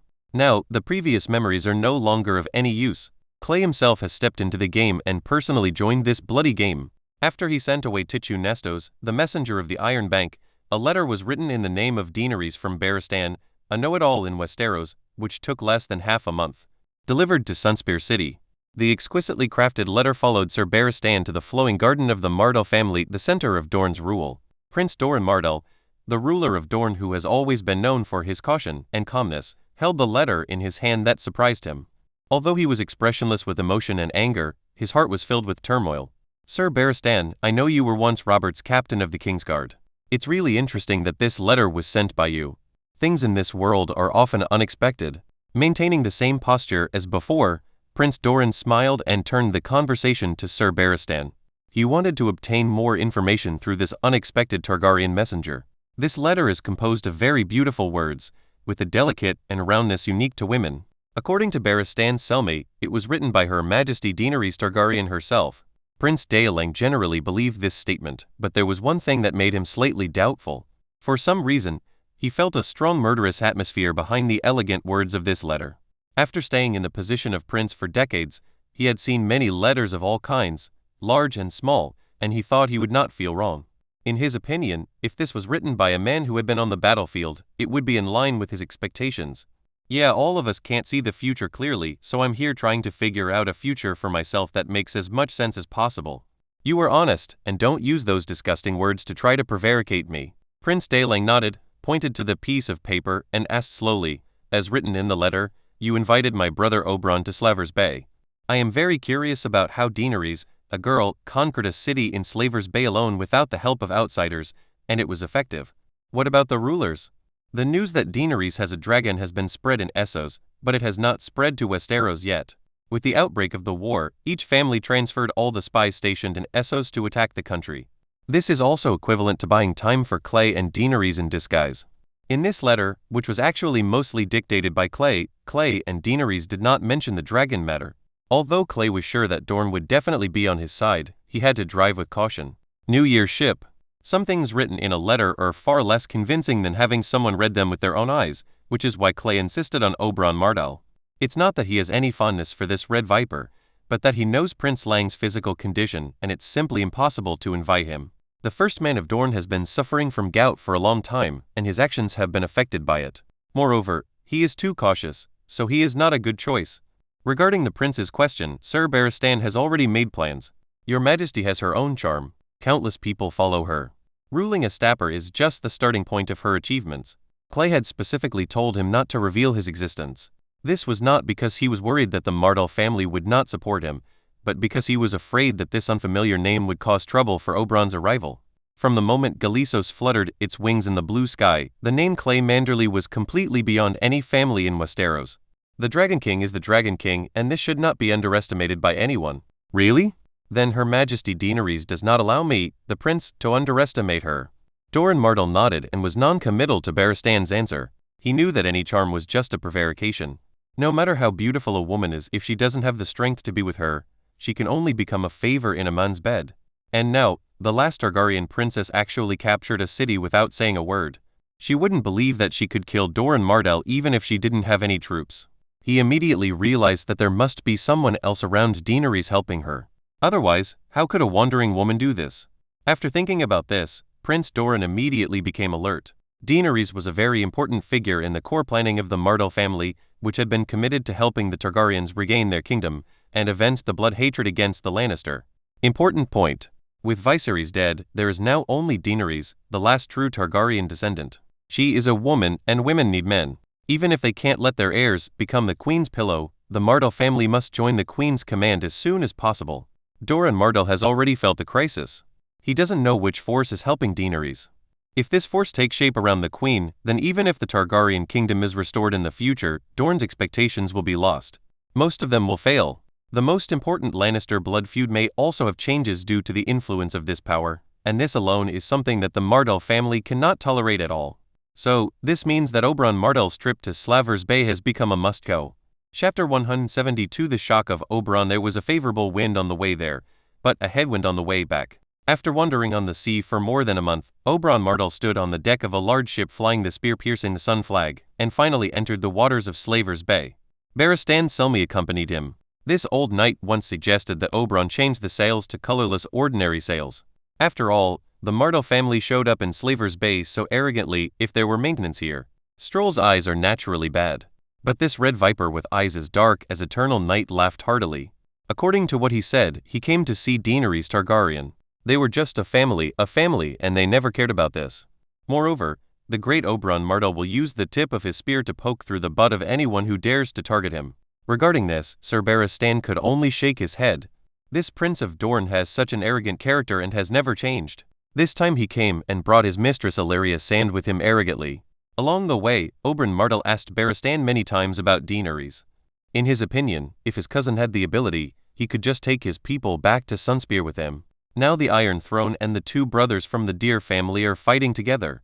The latest news is that Renly, who had been outing on the Rose Avenue before, marched quickly and took the lead in arriving at King's Landing City and immediately launched an attack on King's Landing City. But because of the close proximity, more than 20,000 people from Tywin Lannister had returned to the army early after talking to the Northerners and completed the reinforcement of King's Landing City. Therefore, Renly suffered some casualties, but the results were very little. As for his good brother, King Stannis Baratheon, the confirmed news is that he summoned his vassals on Dragonstone Island and has now left Dragonstone Island. But where will he attack specifically? Oberyn Martell didn't know. Approaching Astapor, Prince Oberyn once again saw a warship with a black background and red dragon flag sails after more than 10 years, and it was not one. Squinting his eyes, the Prince of Dorne, who had traveled far and wide in his early years, could tell at a glance that in addition to the sailors, there were also some warriors in black helmets standing on the ship. When he thought of the name Astapor, Prince Oberyn immediately reacted. He stared at Sir Barristan with his eyes tightly and said in a strange tone, "Barristan, you won't tell me that these Unsullied are all under the command of your Majesty the Queen, right?" Barristan Selmy, who was sitting in trance, felt slightly happy when he heard Oberyn's question. He understood that the Dornish prince was shocked. It's not that Oberyn Martell is a child without a city. Anyone who knows what the Unsullied are will probably ask this question. The reputation of these guys is not limited to Slavers Bay. After thinking about it, these Unsullied really didn't listen to Daenerys in theory. They now recognized His Majesty Clay, who holds the commanding scepter of the Unsullied. However, think about His Majesty Clay and Dany. Regarding Liz's relationship, it is not wrong to say that they take orders from Daenerys. Yes, these Unsullied all fight for the Targaryen banner. As soon as these words came out, Oberyn's heart started to move. He had also stayed in Essos when he was young, and he knew very well the price tag of the Unsullied. What if Daenerys snatched these Unsullied? Oberyn thought, but he quickly dismissed the idea. Because before the Unsullied were sold, the scepter had always been in the hands of slave traders. If we could snatch these things from their hands, we could only take them in one pot. And if you have the ability to kill them all at once, what's the difference between directly defeating Astapor? Just as he was thinking about it, Oberyn suddenly noticed something. On the sea to the left of his ship, a long Braavos fleet appeared. If he read it correctly, the sign on it was Iron Bank. Suddenly turning his head, Oberyn Martell stared directly at Barristan and said word by word, "Are these guys also here to visit your queen?" The Iron Bank appeared with great fanfare, not a ship, but an entire fleet. There was only one explanation for this. The Targaryen ruler had already negotiated a price with the Iron Bank. Oberyn didn't even have to guess. What is on it, apart from some gold, must be a large amount of weapons, food, and even war horses. He grabbed Barristan's breastplate. The prince's hand was so strong that the iron pieces squeaked when he squeezed it. "Tell me, Barristan, what has this queen of yours done? Who was helping her? Don't treat me like a fool. This is the Unsullied and the Iron Bank. How did she get such power? Barristan Selmy frowned and was about to explain. Then, he saw the sky behind Prince Oberyn, and immediately his grip on Oberyn's arm loosened. Your Highness, I think you should go see it yourself. Oberyn Martell suddenly became popular. You old guy has been the Riddler all the way. Now that you are here, you are still here playing riddles with me. Then, he heard screams and noises erupting from the surrounding fleet, and a strange air vibration came from behind Oberyn. The battle-experienced warrior instinctively turned around and looked at the source of the sound.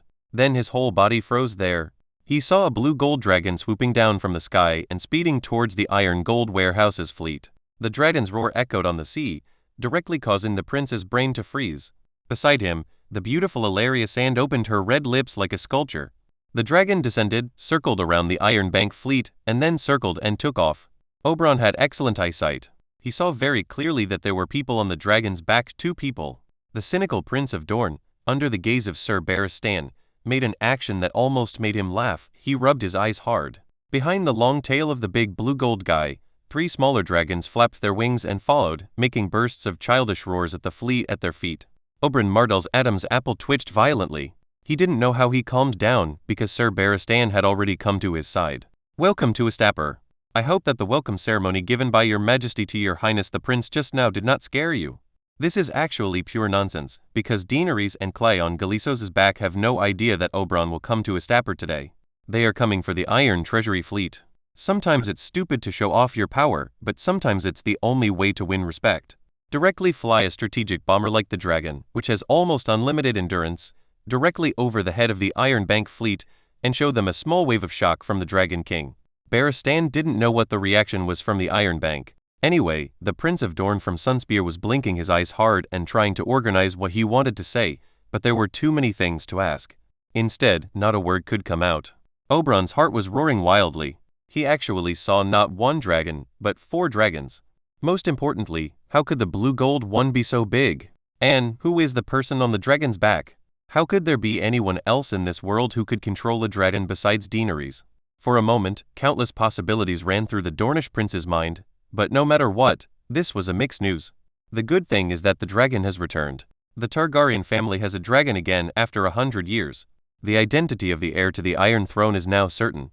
As long as the weaklings in the 7 kingdoms see the dragon, they will give up their castle.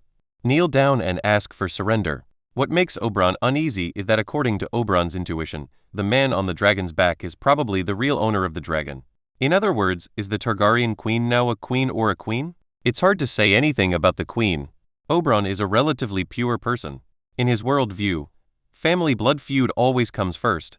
If the Dragon King can promise him revenge on Lannister, Oberyn does not want to argue with him. But after that, he must be responsible for the surname Martell. The family will inevitably support Targaryen, but accordingly, they must receive sufficient rewards in this future kingdom. Originally, Oberyn Martell was full of confidence in his trip, but now, he suddenly became worried. Looking at the smiling old face of Barristan Sayer, Oberyn Martell finally understood why Daenerys, the princess in distress, had earned such a huge fortune. Good guy, this dragon is riding directly on the face. As long as the good lords of Astapor are not stupid, they must open the city gates and swear allegiance to Daenerys. Barristan, can you tell me, a fool like me who knows nothing, the identity of the person just now? Barristan could hear Prince Oberyn grinding his teeth. Don't worry, your majesty. Your majesty is waiting for you in the city. Now I can tell you that your invitation to come this time is his majesty's intention. Your grace is extremely important on his majesty's chessboard. Snort. Oberyn Martell was dissatisfied with Barristan calling his family a pawn on someone's chessboard, but from the bottom of his heart, he had to admit that this Dragon King and his dragons really deserved it. The warship docked, and the neatly lined up Unsullied had already been waiting on the shore. It was not that they knew what the spear piercing the sun flag meant, but they recognized the ship Barristan had left on. After getting off the boat, Barristan pointed to the Oberyn couple who had followed them off the boat, and said to an Unsullied officer, "Recognize me, please go and tell his majesty that distinguished guests from Sunspear City are here. I hope your majesty will prepare early in the palace." It stands to reason that the Unsullied only takes orders from Clay, but the Unsullied in front of him is also a human being, and his brain can still move. He knows that this old man is his majesty's bodyguard, and the 2 people following him don't look like ordinary people, so he hesitated slightly, nodded and said, "Yes," but before that, these two people are not allowed to approach His Majesty's palace. Okay, I will arrange for them to stay temporarily in the city and wait for His Majesty's orders. Barristan was well aware of the behavior of this group of Unsullied, and without saying anything at the moment, he led the Oberyn couple, who were frowning and thinking, into the city. Chapter 173. The king is in a high position and the prince has an audience. Clay really didn't know that Oberyn would arrive today. But it didn't matter. In the current situation, it was true that the materials, money and food promised by the Iron Bank were in place. The Martell family was an ally in the future, not now. He took Daenerys and flew over the Iron Bank fleet on a dragon. The implication was to intimidate. Only by letting the real dragon appear in front of these people can they kill their arrogance, and let them let go of what they shouldn't have thought. Sure enough, when Clay saw the envoy from the Iron Bank fleet, the latter's attitude towards him was much better than that of Tichunesto's last time. Although he was not so uneasy in speaking, Clay felt for the first time, these guys take themselves seriously. There is no way, most people in this world are essentially subject to. No, they all belong to the type that will immediately become intimidated when others become powerful. Obviously, the guy in front of me is like this. The fleet docked without any resistance. The ice-like Unsullied immediately rushed onto the ship and took control of the entire fleet. Originally, the Iron Bank meant that the items had been delivered, but they still needed to talk to Clay again. The proud bankers and bravos generally agreed to the conditions that Tichunestoris took back last time. However, they could not tolerate a little guy who, in their opinion, was a beggar, who dared to defy the alms given to him by generous gentlemen like themselves, which was detrimental to the dignity of the gentleman. Therefore, the purpose of deliberately embarrassing Clay this time was actually an action to protect the face of the gentleman. However, these real executors were directly frightened by the figure of Galisos. Between the dignity of the distinguished bankers and their own lives, these guys chose the latter with all their heart. Anyway, the well-dressed big shots would not really ask how they had done. After eating all the supplies in one bite, a wave of fat Clay entertained the leaders of the Iron Treasury fleet with satisfaction. These people were trembling with fear after eating the meal, which was like chewing wax. The reason is very simple. Daenerys, who has no martial ethics, also brought her 3 children, the smaller dragon, to the banquet, and performed a dragon feeding drama directly in front of these envoys. Well, how should I put it? It can only be rated as an outstanding effect, because the speed when these guys left could catch up with Clay's charge speed when he went south to attack the Lannister army. When the matter was over, the Unsullied finally saw that his master was free, and then walked to the door of the hall and spread the news to Clay's ears through Missandei, who was passing by. After Clay understood what Missandei meant, he immediately raised his eyebrows, patted the drunken Daenerys, and said softly, "Wake up and clean yourself up, someone from the Martell family is here." Daenerys probably drank a few more drinks because she was happy. She had been restricted from drinking by Viserys since she was a child, and she was homeless after that. Before she met Clay, she had no money to buy good wine. Now Daenerys has been well developed by Clay and she has become a wine country master with Clay in terms of wine. However, the little queen's drinking capacity is not good, so after hearing Clay's words, she blushed. There was an obvious look of confusion on his face. The long eyelashes fluttered and the meaning was very clear. Who are the Martell family? Clay glanced at the drunk man helplessly. There was a way to deal with this situation that was very effective, so he raised his hand. Snap! The sound was not loud, because there were maids running back and forth to clean up the banquet, but Clay's control of the muscles in his hands was already superb. This slap did not attract anyone's attention, but it hurt a little. Immediately, Daenerys reached down with one hand, instinctively wanting to cover the pain. Fortunately, she was not completely drunk and she immediately realized how embarrassing this action would be if others saw it. Staring at Clay with a red face, Daenerys didn't understand why she was beaten, but soon, her brain, which was affected by alcohol and was connected to the internet, finally started to spin, and she remembered what the Martell family was. Clay, you just said that someone from the Martell family is here? The Martell family from Sunspear? Yes, after all, we didn't invite anyone else, right? Daenerys immediately understood the seriousness of this matter. This was an important negotiation between the 3 families and could not be taken lightly. The fire of shame and anger that she had just raised was extinguished instantly. After holding it in for a long time, she said in a depressed voice, "Next time, don't hit me without telling me. A beating is a given. Whether I tell you or not depends on my mood." When Oberyn, who had just finished having sex with his mistress Alleria Sand and entered the time of the sage, was informed by Barristan that they could meet, Oberyn immediately became energetic. This is what he came here for. Top priority. No matter how cynical, Oberyn still gave the Targaryen, who owned the dragon, enough respect. He put on the most status-displaying costume of the Prince of Dorne, and walked away with Ilaria Sand on his arm, who was also wearing a gorgeous dress, entering Clay and Daenerys' palace. Fortunately, Westeros is not too stuck on the marriage partner, otherwise Ilaria, whose surname is Shad, would not be qualified to attend the audience with Oberyn. Entering the palace, Oberyn's sensitive nose told him that a banquet must have been held here not long ago. He estimated that it was for the Iron Treasury fleet he saw. He didn't have any dissatisfaction with this matter, because obviously he represented the future and the Iron Bank's money was urgently needed at the moment. It was not surprising to meet them first. However, when Oberyn's eyes fell on the two figures who were very close to each other on the throne, his breathing paused sharply.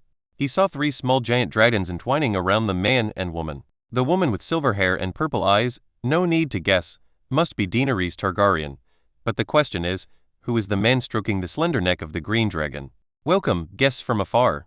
I'm sorry that I couldn't entertain you in time. I guess you two don't mind the shabby food here. Take a seat, I still have 2 bottles of good wine here, as an apology for the poor hospitality to His Royal Highness. Clay didn't have to apologize to Oberyn Martell, he didn't need to. Missandei, who was standing by, asked Oberyn and Oberyn to sit down and then filled 2 glasses of fragrant wine for them. Oberyn sniffed and glanced at the wine glass. The unknown person was right. This was indeed a good bottle of wine.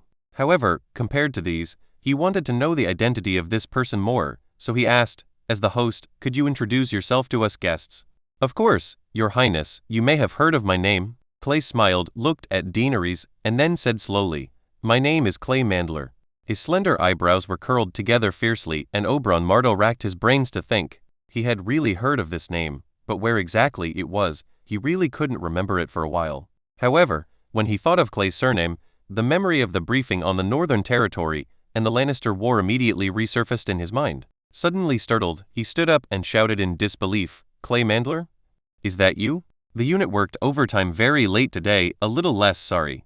Chapter 174 No need to kneel to me, it's me, are you surprised? Your Highness? Looking at Clay sitting high on the throne, Oberyn Martell suddenly had an extremely unreal feeling. Before coming, he and Ilaria counted countless possibilities for another throne, but he didn't expect that it would be the current situation. As far as I know, the Manderly family has probably never intermarried with the Targaryens or Velaryons. If you are really Clay Manderly, how can you control a dragon? Oberyn stared at Clay with his deep black eyes, hoping to find even a little bit of unnaturalness on his face. However, he was disappointed because Clay's expression with a faint smile did not change at all. A reasonable statement, but, Your Highness. Clay's back left the throne, his body leaned forward slightly, and he said calmly, have you ever considered that there is more than one kind of dragon king's blood in this world? One sentence fell lightly, but exploded in Oberyn's ears, the second kind of dragon king's blood, how could this be possible? But if Clay Manderly's identity is true, then Oberyn really can't think of a second reasonable explanation. The reason why Targaryens marry within the clan is not only to ensure the purity of their own blood, but also to ensure the purity of their own blood. It is also deliberately narrowing the outflow speed of blood vessels. Although there are always family members who can't control their own affairs and sow seeds everywhere in their own territory because most of the blood flowing out is illegitimate, the probability of intermarrying with nobles is very low. But once it is scattered among the people, after several generations and the blood of common people is diluted, the so-called blood of the Dragon King no longer works. There will be plenty of time to discuss this topic with you in the future. For now, you only need to know that my next generation of blood can still control dragons. This is enough. I believe you should have seen my galisos on the dock before coming here. I don't want to hear anything about bloodline from your mouth again. Clay's words were not polite, and he completely put himself in the position of a monarch speaking to his subordinates. This was a necessary blow to Oberyn or to the Martell family. His joining will inevitably have an impact on the future status of the Martell family, and this is a very serious impact. It turned out that the Martell family planned to invest in Daenerys Targaryen themselves. Without the help of others, the king's husband didn't know it, but the position of prime minister cannot escape. In the huge Targaryen group, they are the largest shareholders with the largest investment and the oldest qualifications. Now Clay is here. Not only has he directly become the chairman of the board, but he also has the final say in the entire board of directors. More importantly, the Manderly family behind him has now become the largest family in Westeros except for the 7 major families. One of the strongest families. This is a matter of life. Because this means that there must be a big difference between what the Martell family wants and what Clay can give.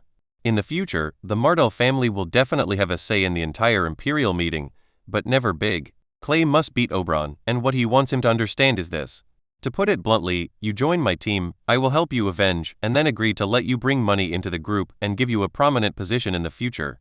This major issue of interest distribution must be explained clearly at the beginning, otherwise you say yours and I say mine, and in the end everyone's understanding is wrong. When it comes time to divide the cake, big problems will arise. Regarding Clay's rudeness, Oberyn seemed very free and easy. He glanced at Daenerys, who was also staring at him, and immediately realized that the two people were now completely tied together and standing on the same line. Then I won't have any advantage.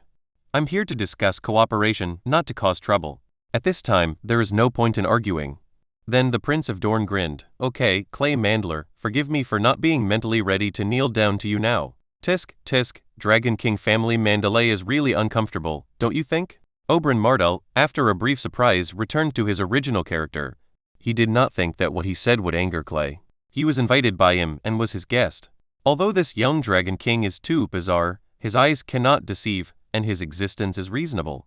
With such a strong Dragon King, Dorne will have fewer casualties on future battlefields. When Oberyn Martell stays in Dorne, he doesn't just make little sand snakes with his mistress. For him, women are just spices in life, and only constant new things can bring him excitement. For example, he once went to the academy to further his studies and made himself several necklaces made of different materials. But later, he withdrew from the academy. The fundamental reason was because it could no longer excite the Prince of Dorne. But now, in the conflict between the Seven Kingdoms, only Dorne has not been involved in this bloody war for the time being. All the families involved are worried about them, and are trying to win over them. Various letters with rich promises flew like snowflakes into the water garden where Prince Doran lived. Even the Lannister family, under the instruction of the shameless Cersei, wrote an explicit and incomprehensible letter for help. Prince Doran smiled and accepted all the good intentions or malice from all sides, but Dorne still stood still. He only followed Prince Doran's orders and mobilized a large number of troops to the border, directly threatening the southern castles in the Reach and Stormlands.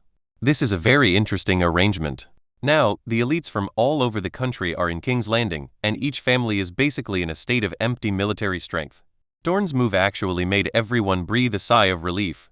If the Dornish only send troops in one direction, it will be a clear-cut stand-alone behavior.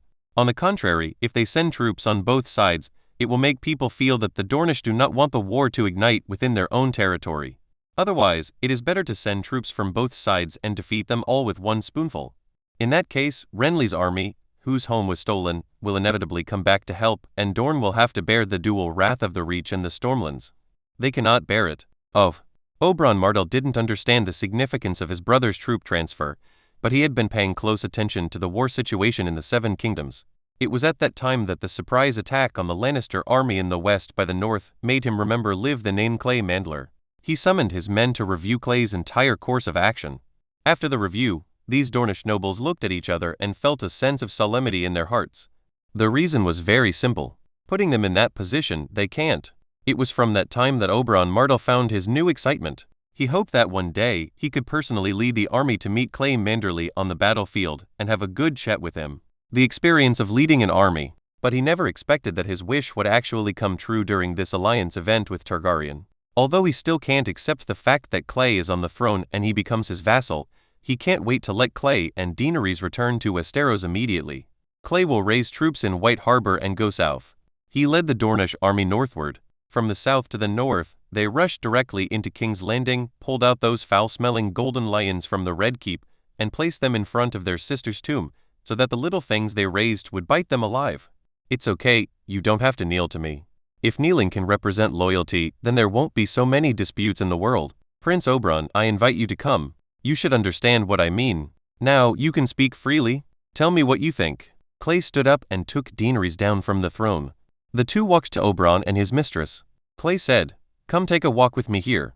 The good Lord has made a pretty nice garden here. There are many good places for chatting. It just so happens that men can talk about men and women can talk about women." Daenerys understood what Clay meant, so she stepped forward and grabbed Elaria, who had already stood up. She smiled at Clay and let her pull her away. Oberyn watched the two women leave, whistled, raised his eyebrows high, pointed to the wine glass on the table, and grinned. "This is good wine. Is there any more in the garden?" Clay took Oberyn to the top of the pyramid. "Don't think that the garden must be built on the ground. As long as you have enough money, the luxury of slave owner's life is beyond anyone's imagination. Hey, this place is really exciting. It's a nice place. Manderly, did you do this? Oberyn looked at the unobstructed view of Astapor outside the garden, then at the lush garden behind him, clicked his tongue, and said with some sigh, "What do you think, Your Highness? If I had this money, I would still need to borrow money from the Iron Bank." After finding a cool wicker chair and sitting down, Clay glanced at him and smiled lightly. "That's right. After meeting you for a short time, I also feel that this is not your style. How can a person who killed more than 10,000 Lannister troops on the battlefield care about these things?" "Don't say that, I still care. Who doesn't love beautiful scenery? But not now." Oberyn Arrival sat down opposite Clay, drank a sip of wine for himself, tasted what Clay just said, nodded, and finally decided to bring up the topic, so he asked, "I can tell you clearly that the Arrival family doesn't care who sits on that thorn-covered iron chair. Anyway, the Dornish people are used to our home and can't deal with you Northerners." The Northerners here do not refer to Clay, a Northerner, but everyone else except Dorne. This is similar to how Northerners call people south of the next Southerners. "Your Highness, what you said is wrong. If you don't care, why are you here? Just stay in Sunspear and wait for who wins in the end. Why don't you send someone to King's Landing to swear allegiance?" Clay gave Oberyn a strange look and said to himself that you are still here to play with me. Your desire for revenge is so strong that it is probably ranked first in the entire Seven Kingdoms. Okay, since you understand, I'll tell you our conditions directly. I like your character, Manderly. Oberyn smiled on his stubbled face and then held out 4 fingers. "First, Lannister's atrocities must be punished. This is a necessary condition and is non-negotiable. Second, the Dornish people can fight for you in your deaneries, but after victory, there must be a place for us on the council. Third, any descendant of you in deaneries, no matter who they are, male or female, must marry into my Arrival family.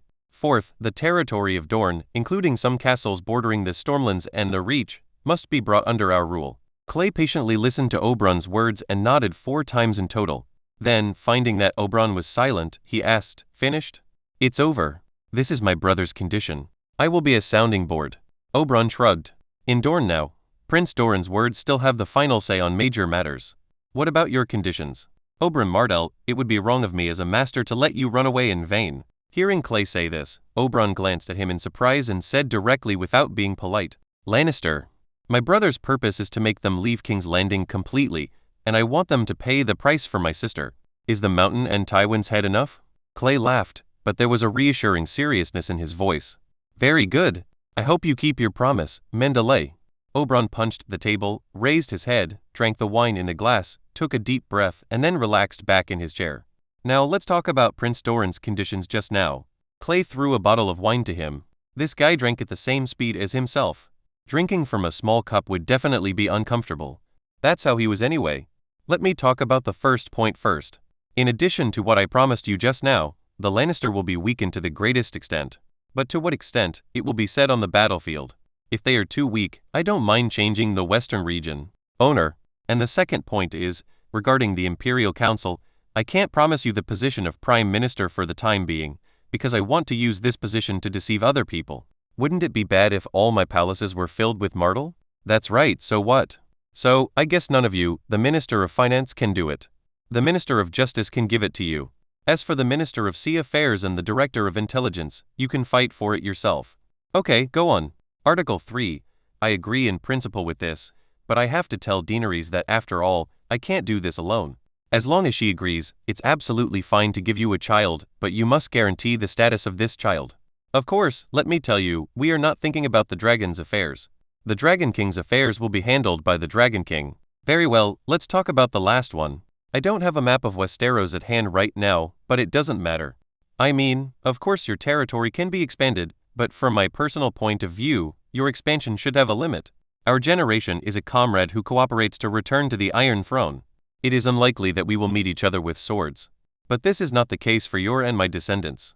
One grew up in King's Landing and the other was born in Sunspear. Who knows who? If my child feels that your power is too great and is a threat to his throne, then I don't want what happened with the young Dragon King to happen again. Besides, everyone knows the terrain of Dorne. You have expanded too much to the north. If we really want to fight, are you sure you can hold it? Clay is not talking nonsense. In fact, in his opinion, it is completely reasonable for people to want to get more land after winning. But the problem is that if they get too much land here, it will be a big problem. The border between Dorne and the Stormlands Reach is full of mountains, and transportation is extremely underdeveloped. They have just expanded a little in the north. When war comes, what will they do with these castles? Dorne's basic base is in the south of the mountain, and the battlefield is in the north. Just a logistical problem can drag Dorne to death with little resources. If we just destroy them and rely on the Dorne mountains to hold on, then the question goes back to, why do we need these castles in the first place?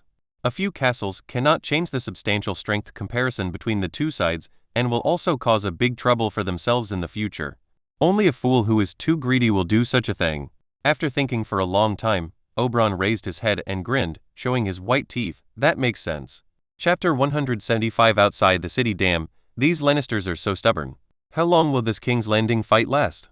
At night, outside King's Landing, in the center of the besieging army, a large group of nobles from the Riverlands and Stormlands stayed in a luxurious and spacious tent, chattering and discussing the current war situation. The person who just spoke was Lord Mattis Rowan of Golden Tree City. This powerful nobleman in the River Bend had been leading an attack on King's Landing, which was defended by Lannister, for the better part of a month. But the problem is, this city is not only the capital of the Seven Kingdoms, it is also the largest fortress of the Seven Kingdoms. Targaryen has ruled the Seven Kingdoms for nearly 300 years, and has been spending money to build this capital of the Seven Kingdoms. The thick city wall built over hundreds of years, coupled with the personal command of Tywin, a battlefield veteran, and more than 20,000 Lannister troops, managed to make such a large King's Landing city defense line watertight. Renly's nearly 100,000 troops, after suffering thousands of casualties, were still helpless against the city. Today, after hundreds more casualties, King Renly Baratheon ordered the offensive to be suspended. Because, after some statistics, he found that even if the kill data reported by all the leading nobles were tripled, the exchange ratio between Renly's army and Tywin had reached an astonishing 5-1. If this is the result, Renly realizes that his offensive in the past few days, which seems to be vast, is actually equivalent to using his own life to tickle Lannister.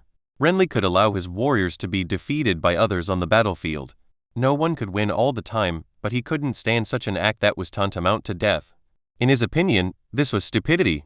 After holding a grand banquet full of barbecue and wine as usual, the king summoned his vassals in his tent to discuss the next plan of action. We have to find a way. We can no longer play games with Tywin so stupidly. King's Landing is his home court now. If we continue like this, we may be able to capture King's Landing, but the blood of us people will have to be shed dry. Renly bit into a green apple. He was tired of the roasted venison just now, and now he wanted to nibble on a tender fruit to relieve his tiredness. Therefore, when he spoke, his voice was a little slurred because his mouth was full of unchewed apple pulp. Yes, Your Majesty, Tywin Lannister's ability to command soldiers is still very strong, and we have to admit that Tywin's army is better at fighting than our army. Randall Tarley, Earl of Horn Hill, spoke, but his words immediately aroused the dissatisfaction of many nobles present, and someone immediately shouted, "Lord Randall, what do you mean by this? Is Tywin's army that powerful? Not long ago, more than 10,000 Kingslayers were wiped out by a young boy named Clay Manderly in the north." "That's right, Your Majesty, Earl Randall must be timid. If it doesn't work, it would be us. Our Stormlands warriors can't help but want to rush into King's Landing and chop off the old lion's head." Renly didn't say anything about these words. Although he knew that Landau was right, he still didn't like saying it so bluntly. Renly has always been a person with a sense of superiority. As a pampered brother of the king, he has never suffered any setbacks since he was a child. Except for always being frustrated by his second brother Stannis, everyone who sees him is respectful. There are plus. After reaching adulthood, he successfully became the kingdom's Minister of Justice. At the same time, as the Duke of Storm's End, his status in the Seven Kingdoms can be said to be higher than that of his second brother, the owner of Dragonstone Island. Even if his brother Robert died suddenly and Eddard Stark in the north refused his request for an alliance, he could still find an opportunity and make a decisive decision to escape from King's Landing, return there, gather the power of the Stormlands and the Riverlands, and directly pull an army of 100,000 people was raised. Let me ask, who among the Seven Kingdoms has everything as smooth as Renly's? But now, Renly's confident army of 100,000 people was firmly blocked by a city wall. Moreover, Renly tried to hit the wall repeatedly and his forehead was bleeding. Renly couldn't swallow this breath, so he tried to use other methods to open the gate of King's Landing with smaller casualties, just like what Lannister did to Targaryen more than 10 years ago. Renly didn't pay too much attention to the words of these nobles, because he knew very well Randall Tarley's ability to lead troops. This was a man who could bring his brother a complete defeat in the usurper's war, and how could he be a coward? Then tell me, Lord Landau, why the Lannister was as fragile as a piece of paper under the offensive of the Northerners, but became so strong in King's Landing. I don't think my warriors are better than the Northerners. Difference. No doubt offensive. My lord, it seems to me that we are now sieging the city, and when we first came here, our footing was not stable, allowing Gregor Clegane and his men to sneak attack our siege equipment. Without them, the long ladder we hastily made would be of little use against such a high city wall. You all have watched the battle in the past 2 days with your eyes. After listening to Randall Tarley's words, Renly patted the table impatiently. Count Tully, you didn't answer my question. Even if it's a siege, why is there such a big gap between the two wars? Faced with the king's question, Randall Tully sighed. He originally didn't want to talk about this matter, but when the king mentioned it and refused to let him go, he had no choice. Your Majesty, I have to say that the people of the North, led by that boy Clay Manderly, have indeed shown better combat effectiveness than us. Don't refute me. Sirs, put you in the same position. How can you defeat more than 10,000 Lannister troops head-on? Seeing the nobles of both realms who were blushing, still thinking about arguing, and obviously unconvinced, Randall Tully gave the last blow coldly. Don't tell me that you can do it. Remember, Clay Manderly only has 6,000 men at most, not even 1/10 of our army. Moreover, what kind of equipment do the Northerners have? You don't know the level? So, I have carefully reviewed this war many times, and I have come to the conclusion that no matter who it is, Clay Mandler may not be able to fight it as well as Clay Mandler. If it were me, I asked myself, if we can't do it, there will be such a big result. With a few words, the nobles who were screaming just now were silenced. They could suspect Randall Tarley of other things, but only on the military aspect. None of them dared to argue with Randall Tarley. The man who almost captured Robert alive can tell you whether he was fierce or not. The tent was quiet for a long time, and then Renly, who was sitting on the main seat, let out a long sigh and said helplessly, "This is why I was not in a hurry before, but now I am so anxious to lead you to attack the city of King's Landing. Ed Stark has always been my brother's die-hard supporter of the throne. In the original plan, I thought that the wolf and the lion would bite each other, and both sides should be injured. But I didn't expect that the wolf directly took away the little boy. The lion forced the old lion to submit, and the war between them ended too quickly. So I'm worried that if Ed Stark continues to support my brother and join him in flanking attacks from the northeast and capture King's Landing before us, by then, he will sit on the Iron Throne. We are surrounded by troops who are accustomed to fighting, but we are very passive. But your Majesty, Eddard Stark is dead, and the news from Winterfell cannot be wrong." A noble from the Reach carefully reminded Renly, but Renly just nodded.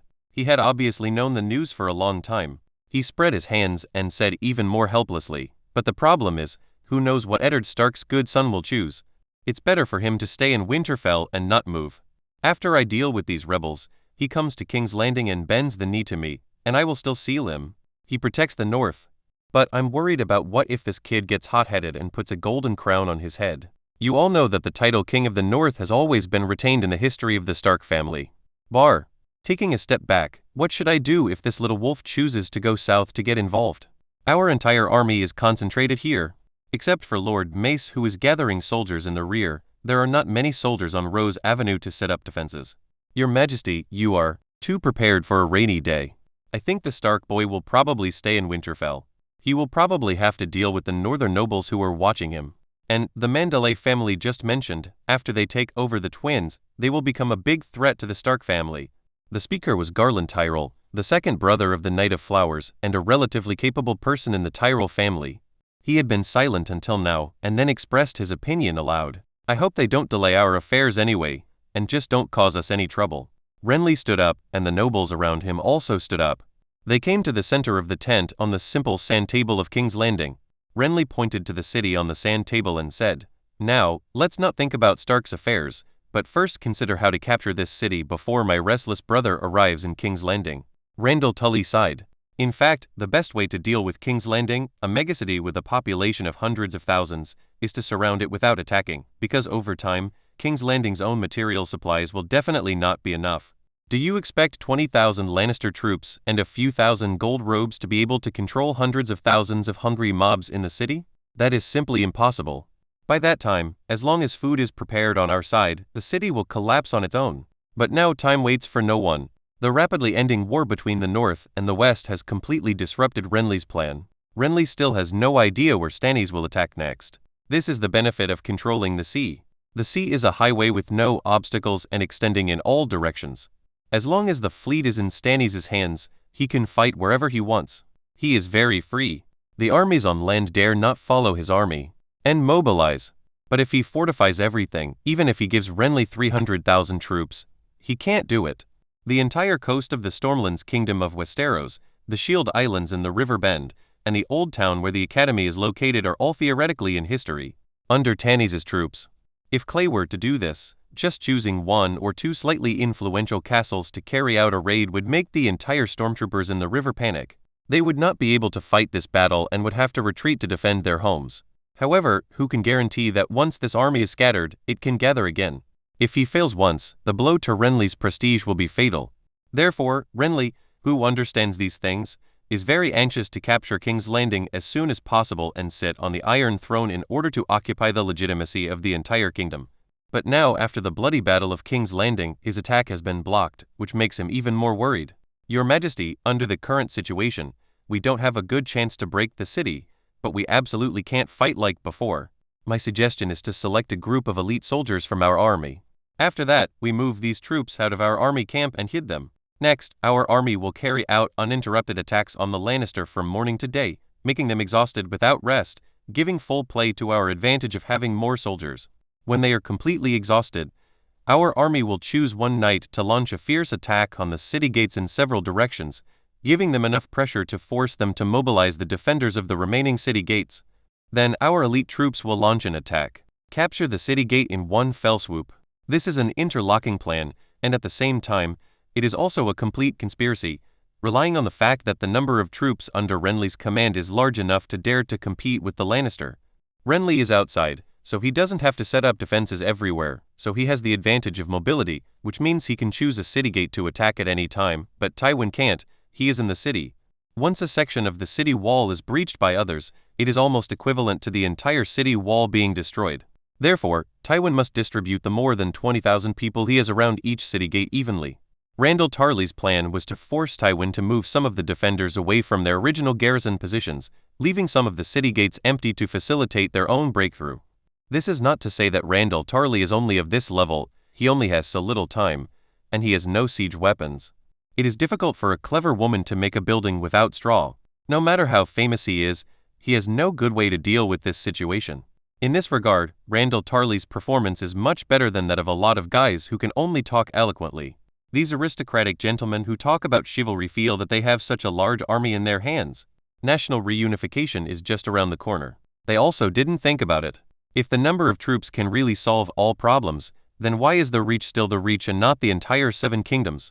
Wine and women, overtime, can really turn a person into a mess, I'm not kidding. Chapter 176. Inside the city, these Baratheons and Tyrells are as hard-hearted as stones. When can we get out of this ruined city? Lord Jon Slynt, the capital garrison captain who was famous for selling his officers and conferring titles, routinely patrolled the city of King's Landing. He looked at the lights in the huge military camp outside the city and cursed rudely. Dots of fire occupied his entire field of vision. Renly's 100,000 troops and the huge camp set up outside King's Landing gave these defenders a huge visual impact. Originally, as the commander-in-chief of the city guard, he should be working hard on his mistress at this time, but since the Lannister army entered the city, there have been no such good days. The storm of the fall of Eddard Stark, the former king's prime minister, did not affect the Golden Robe chief at all. It was different from what Clay remembered, because Eddard Stark was like a wolf and a tiger. Because of the northern soldiers, he did not stand directly opposite Ed. But similarly, he did not stand against the Lannister, but played the role of a good boy in the conflict without even farting. After Eddard Stark escaped from King's Landing and the entire city fell under Cersei's control, this guy immediately led people to the throne room, slid down and knelt in front of Joffrey, who had just ascended the throne. With his excellent licking skills, he successfully made the moody child king happy, so Lord Jon Slynt still placed his big butt firmly on the position of captain of the capital defense. When Tywin led his army into King's Landing, the command of all the city's armies naturally fell into the hands of Duke Tywin. How did he become the commander? Jon Slynt knew very well. Tywin's initial task for Slynt was to stay in the city and maintain law and order throughout King's Landing. As for defending the city, Tywin felt that these guys were useless. As a result, when Renly's siege army was fully deployed and the army was posted at almost all the city gates, Tywin, who was at an absolute disadvantage in terms of military strength, had to recruit Jon Slynt's golden robes to the city wall, and together they participate in the defense of the city. However, Duke Tywin's judgment of these people was very accurate. The area they defended was often the weakest link in the entire city wall. In the attack the day before yesterday, Renly's men even stormed the city. When Duke Tywin saw this situation, he actually had no good solution. If these golden robes and the Lannister army were to be broken up and mixed together, not to mention that it would take time to break up and reorganize, the question of what to do when Renly attacks the city at this time, as far as the combat effectiveness of these guys is concerned, if they are mixed together, it is equivalent to lowering themselves. The defensive capabilities of the army. If they don't mix it up, it won't work to let the Lannister army take over their defense. Now all the more than 20,000 people in Tywin's hands have been sent out, leaving only 3,000 people as reserves. Once the golden robes are withdrawn, what if the place was breached and there was no one to put out the fire? No matter how cunning Tywin is, he cannot conjure an army out of thin air. In this situation, the only thing he can do is to move his reserve team closer to where the golden robes are defending. Preparing for the worst, you have to think about wiping your butt for these idiots at any time. After being scolded by Joffrey and Tywin in the throne room with their faces and noses, Jon Slynt, who was on patrol duty, felt angry and stood on the dark city wall. Take a stroll. Boy, what's new with these Dixiecrats? Pulling over a gold-robed soldier on duty, Jon Slynt shouted and asked, "Sir." No, these Southerners are right where they were. The siege stopped at noon. This dozing gold-robed soldier was caught in action by his boss, and his tone was stern. He knew very well that his commander was not a good person. In the eyes of this man, the lives of low-level soldiers like them were not even a dog. Jon Slynt only dared to show off his authority in front of the gold-robed soldiers like himself. If it were an ordinary Lannister soldier, Jon Slynt would have already unsheathed the sword in his waist if he dared to say this. In a word, after Tywin's army entered the city, they, the formerly aloof masters of the city guard, have become stepmothers, and anyone can bully them. Stand up straight. If you let me see you dozing off again the next time we attack the city, I will treat you like a stone and throw you off the city wall. You understand there are no idiots? I understand, sir. In the brightly lit center of power of the Seven Kingdoms, the Hand's Tower in the Red Keep, Tywin Lannister stayed with his daughter and son. Yes, this towering Prime Minister's tower is the real core of Lannister's rule over the city. As for the throne room, it is just a game that the three of them are covering their noses and playing with Joffrey. The king treating Joffrey like this is really a miracle in the history of the Seven Kingdoms. The king thinks he has great power and destiny, but in fact, his kingdom is just a kingdom made up of capable family members. While working as a paper framer, he struggled to maintain the precarious political power. Joffrey, whose surname was Baratheon, considered himself the only successor to his father, King Robert Baratheon I, but all the Baratheon vassals chose to support Renly or Stannis. It can be said that if his mother was not the daughter of Lannister, and he himself was the best tool for a Lannister to realize his family's ambition, he, the king, would suddenly be in a situation where his head was missing and his golden crown fell to the ground. When the glory of Targaryen dissipates, the kings of the Seven Kingdoms can no longer use blood as the basis for the legitimacy of their political power. Everyone used to be vassals of the Targaryen family and no one knows who is who. Why can you Baratheon sit on this throne, but we Lannister can't? Ambition does not arise for no reason. Robert's regime has been a lame drunkard from the beginning. It has been swaying under Robert's military power for so many years. When he died, this drunkard suddenly became about to fall. Tell me, my stupid son and daughter, what should we do about the current situation? Tywin has never had a good look on his children. Tyrion has always been like this. He has long been accustomed to his father's cynicism. After all, he said himself that dwarfs are illegitimate children in his father's eyes. But Cersei is not like this.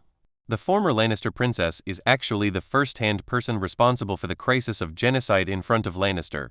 When Tywin entered the city, it didn't take long to find out the cause of Robert's death and Joe's death. Foley's true life experience. For a person who values his family more than anything else, Cersei doing this would make him 100 times more angry than just slapping Tywin. But this is the situation now, and she has to keep walking even if she pinches her nose. Went down. I don't care. Anyway, I have been thrown to Casterly Rock by you.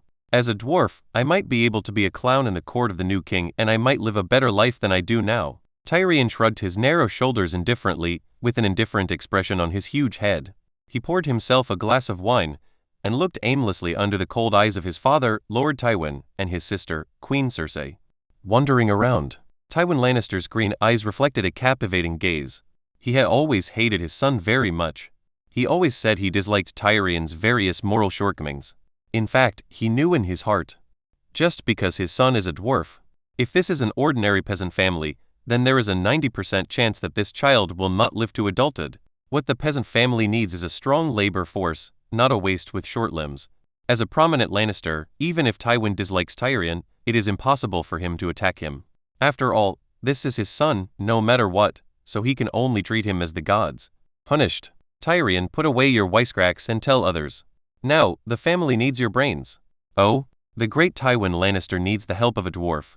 This is really the funniest joke I have ever heard. Tywin's face had darkened visibly, and Cersei on the side kept a smile that made her want to slap her. She had no intention of saving her brother. She was happy to see Tyrion suffer misfortune.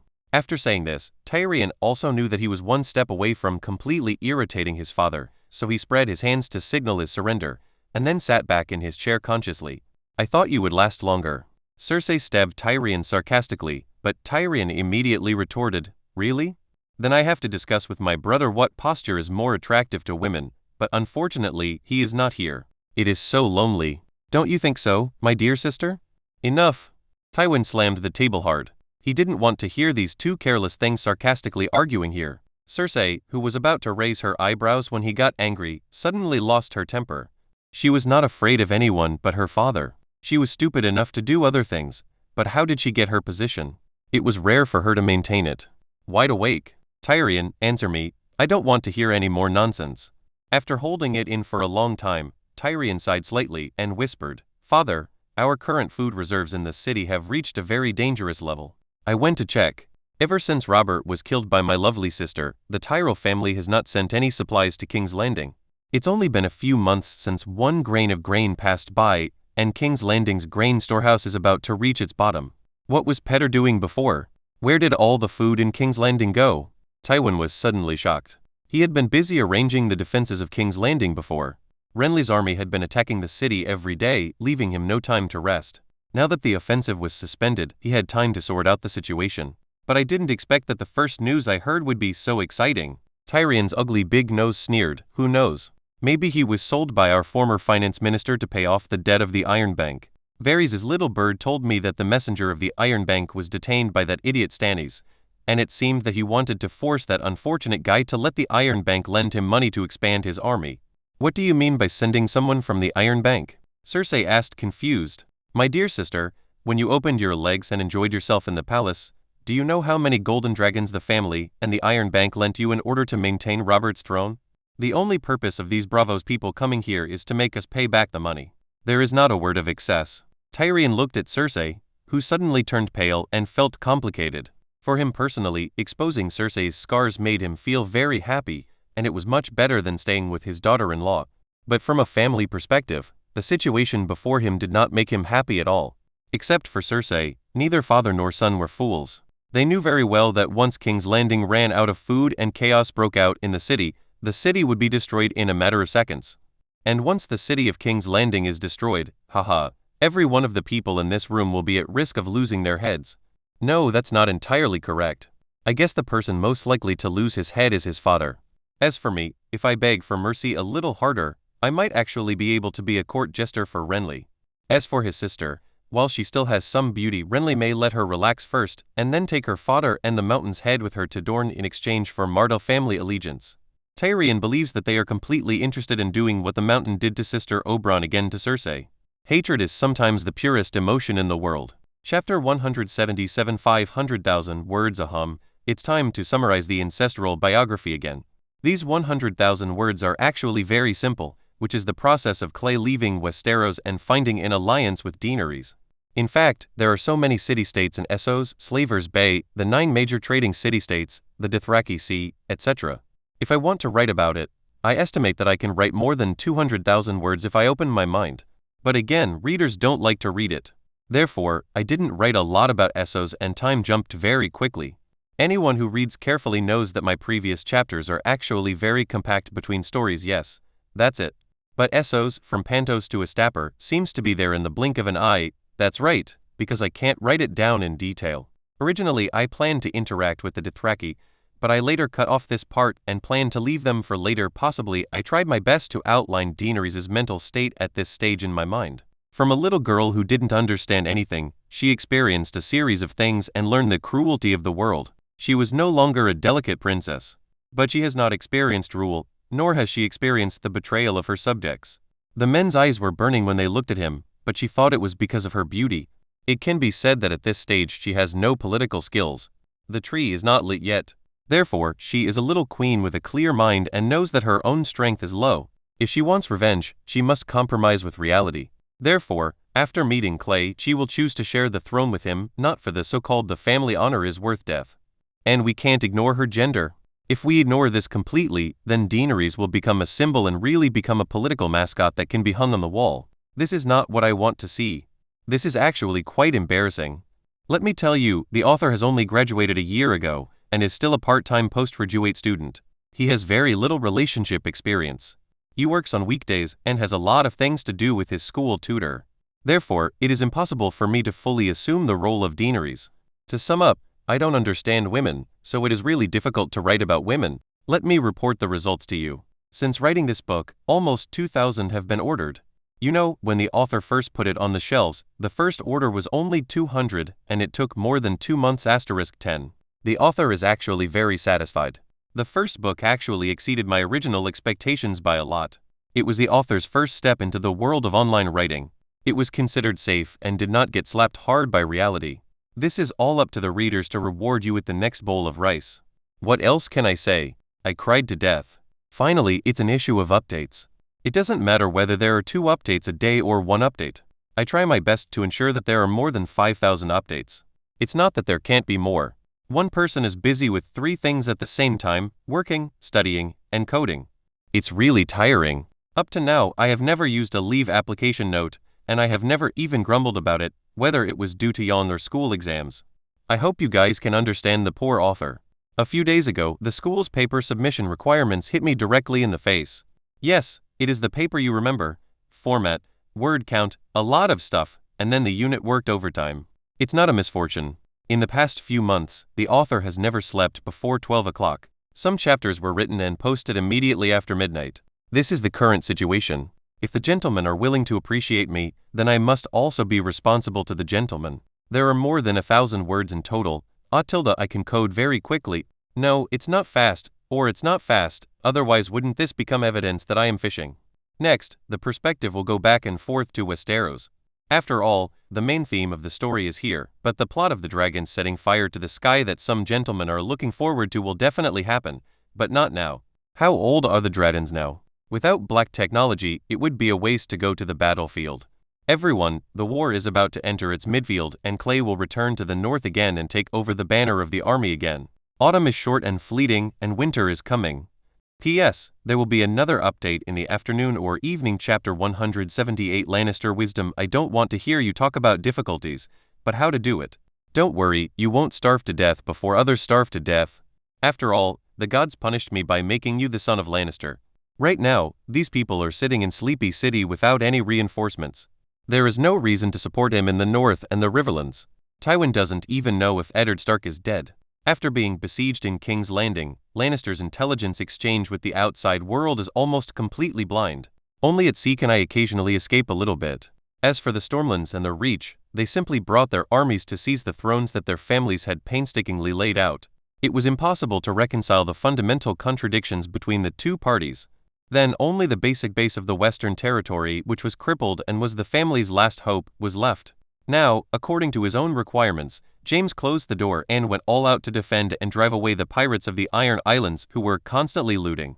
There is also Dorne, so there is no other way. Tywin knows very well what the Red Viper Oberyn and his brother Prince Dorne want, and that thing is his head. Although Tywin placed his family's position in an extremely important position, he didn't go crazy now. He chopped himself off with a knife and sent his head to Dorne as a gift to ask them to support the Lannister. In the present King's Landing, as long as he is not around, can he control more than 20,000 arrogant and powerful generals with these two things in front of him? When the time comes, there's no telling which family will have the power of Lannister in its hands. In Tywin's heart, he had never considered King Joffrey sitting on the throne, showing off his power. To him, he was a child, and there were no more words to describe him. If we don't want to die here, otherwise, we have to find a way to fight Renly until he hurts and force him to withdraw his troops. Or we can find a way to mix it up and let Stannis land quickly. We might as well show weakness and say that King's Landing can't survive for a few days. We have failed. Renly will enter the city and become king. Let's see what he does. The last option, of course, is to take our good king and go directly out of the city to break out. As long as we are determined enough, I don't think Renly will fight with us. After all, he still has a brother Stannis to deal with. There's no point in us spending all our money. This is Joffrey's throne, you can't do this.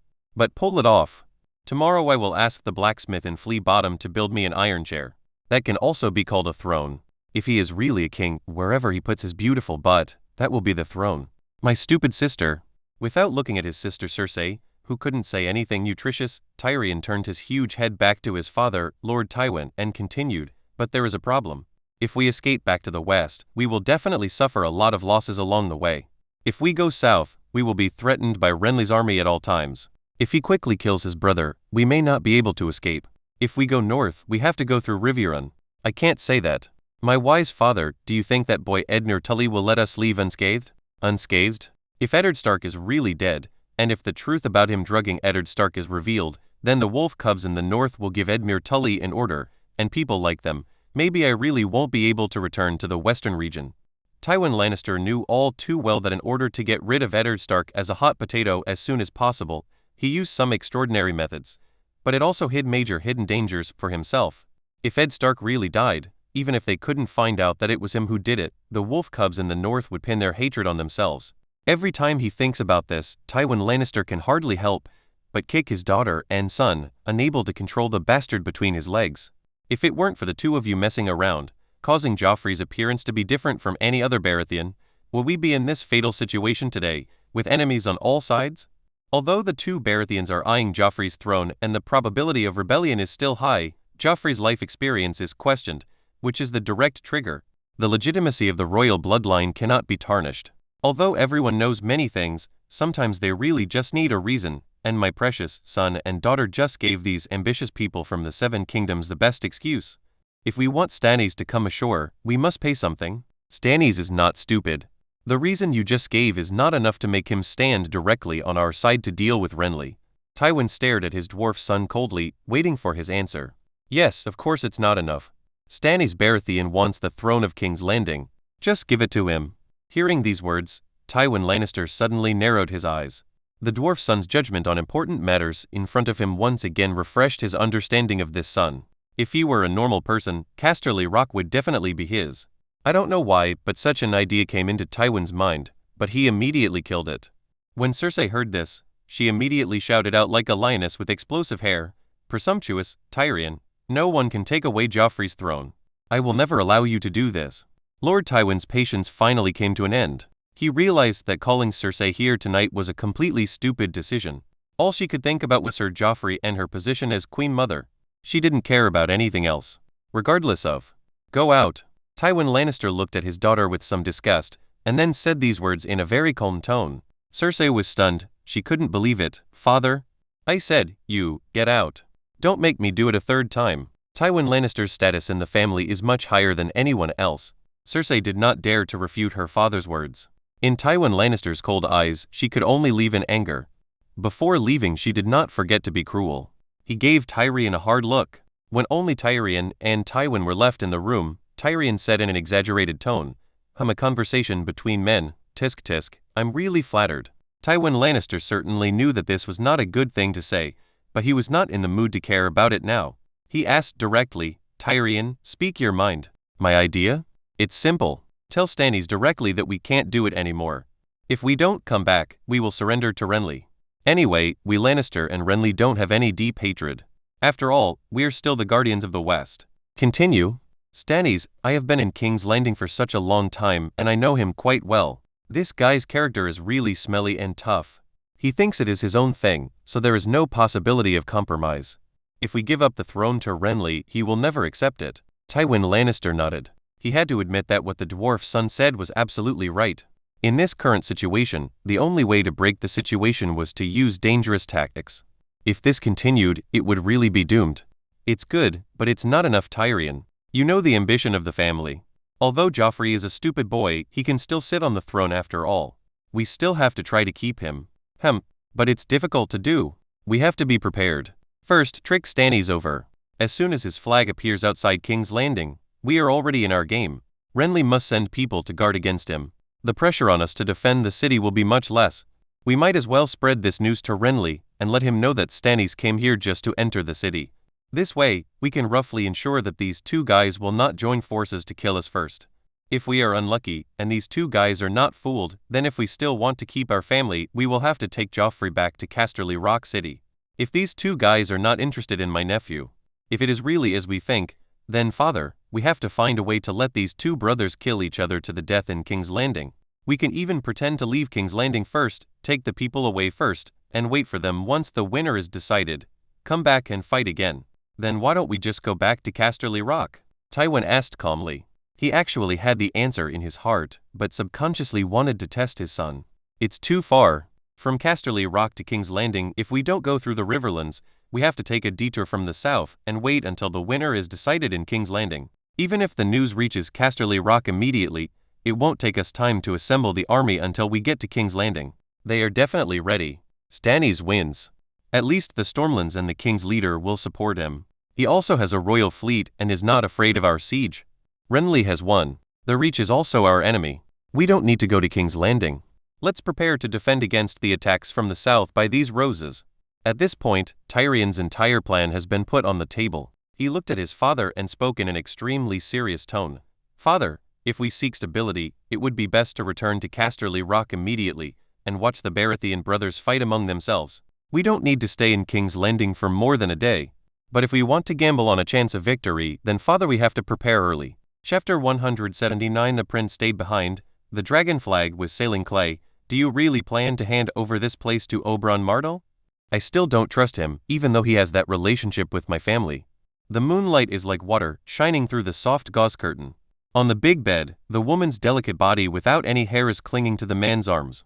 Daenerys' eyes were full of confusion as she enjoyed the afterglow, looking at the full moon hanging high outside the window. She asked this sentence slowly. Otherwise, who can I leave this place to? You or me? Clay's smile was quite helpless, because this was a forced arrangement.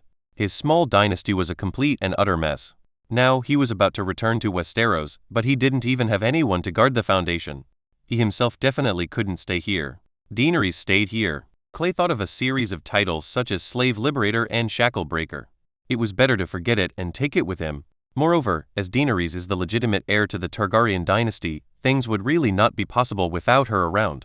There is only one Barristan Selmy left. Let's spare this old knight with a grey beard. He is so full of etiquette and morals of Westeros' noble knights that he let the people below him fall in love within 2 days. The scum, there is no scum left to eat. Therefore, after much thought, this Prince of Dorne, who traveled around the world in his youth and is now quite skillful, is the only choice. Clay will give him the command of the 2,000 Unsullied who were nearly completed in training, as the foundation of his rule in Astapor. And if Clay takes Daenerys to Dorne and Oberyn Martell disappears, this will definitely cause a crisis of trust between both parties, so Oberyn's Mistress Illyria Sand will follow Clay and Daenerys return to Dorne together. This will at least prevent Prince Doran from taking action. If you are worried, just send someone to Slavers Bay to verify. The Raven cannot fly over such a distance. Tell me, how do you feel about actually going back to Westeros? Clay patted Daenerys. Tomorrow is the day of departure. He wanted to know what Daenerys thought about that land. I don't know about Clay. I don't know. For me, everyone tells me that that place is my hometown and my kingdom. However, I have never seen it even once. All my childhood memories are all the courtyard with the red painted gate in Pentos. Clay understands how Daenerys feels. It's not so much that Daenerys wants to conquer Westeros, but that the name Targaryen requires her to do it. What I want to do and what I have to do or what I want to do. There is a big difference. Okay, then just think of it as a trip to see the world of Westeros. While the Dornish people in the south are still wearing short shirts to avoid the scorching sun, the people in the north have already put on thick cotton clothes to protect themselves. We are working hard for the last grain harvest when winter comes. Stark, Tully, Lannister, Arryn, Tyrell, Baratheon, Martell, go and see what their castles look like. These things can be told in the bard's poems. Nothing. Daenerys didn't speak, just nodded quietly, and the room fell into silence. Only the ambiguous friction sound between limbs floated in the luxurious bedroom. After a long time, Dorne Arrives asked softly, Clay, we only brought 4,000 people there. Isn't that too few? Our enemies have at least tens of thousands of people. No matter how powerful the Unsullied are, they can't make up for such a large numerical gap, right? Regarding this question, Clay had already guessed that Dorne Arrives would ask. He nodded, touched Dorne Arrives' long hair, and whispered, when we go to Dorne this time, we must be high profile but also low-key. What's the meaning? No matter how closed Dorne is, it is not an airtight wall. 4,000 of us plus 4 dragons can hide it from the big guys near King's Landing for 3 months. It is considered a blessing from the gods. Since we let them know sooner or later, we might as well just go there in a big way. Anyway, it will only be a month or 2. It doesn't matter if they find out. When we arrive in Dorne, we won't do anything to summon the 7 kingdoms or die if you don't kneel down.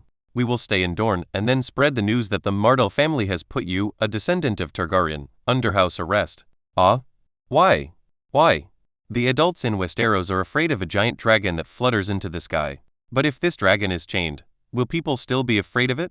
Pressure, let the Randall family resist for us for the time being. These kings, once they see that you, Dorne Arrives, are harmless, they will soon continue to fight. They will put their butts in the iron first. Let's talk about it on the throne. At this time, I will take you, Galissos and our White Harbor fleet to attack the royal fleet in Stannis' hands. I will make sure that there will no longer be a single person on the entire east coast of Westeros. Build a large fleet, and cut off all trade routes, and no ships are allowed to go to sea. Dorne Arrives tried hard to follow Clay's thoughts, but up to this point, she was still a little confused. She didn't understand the significance of Clay killing Stannis' fleet. The little queen didn't understand what sea power was at all. Of course, don't blame her. You will know when the time comes. Let me just tell you, half of all my arrangements are based on this ship. We are at a disadvantage on land, but at sea, we can be a real king. Through the moonlight, Clay glanced at Dorne Arrives' confused little eyes, smiled, and kissed her on the red lips. Go to sleep, we're leaving tomorrow.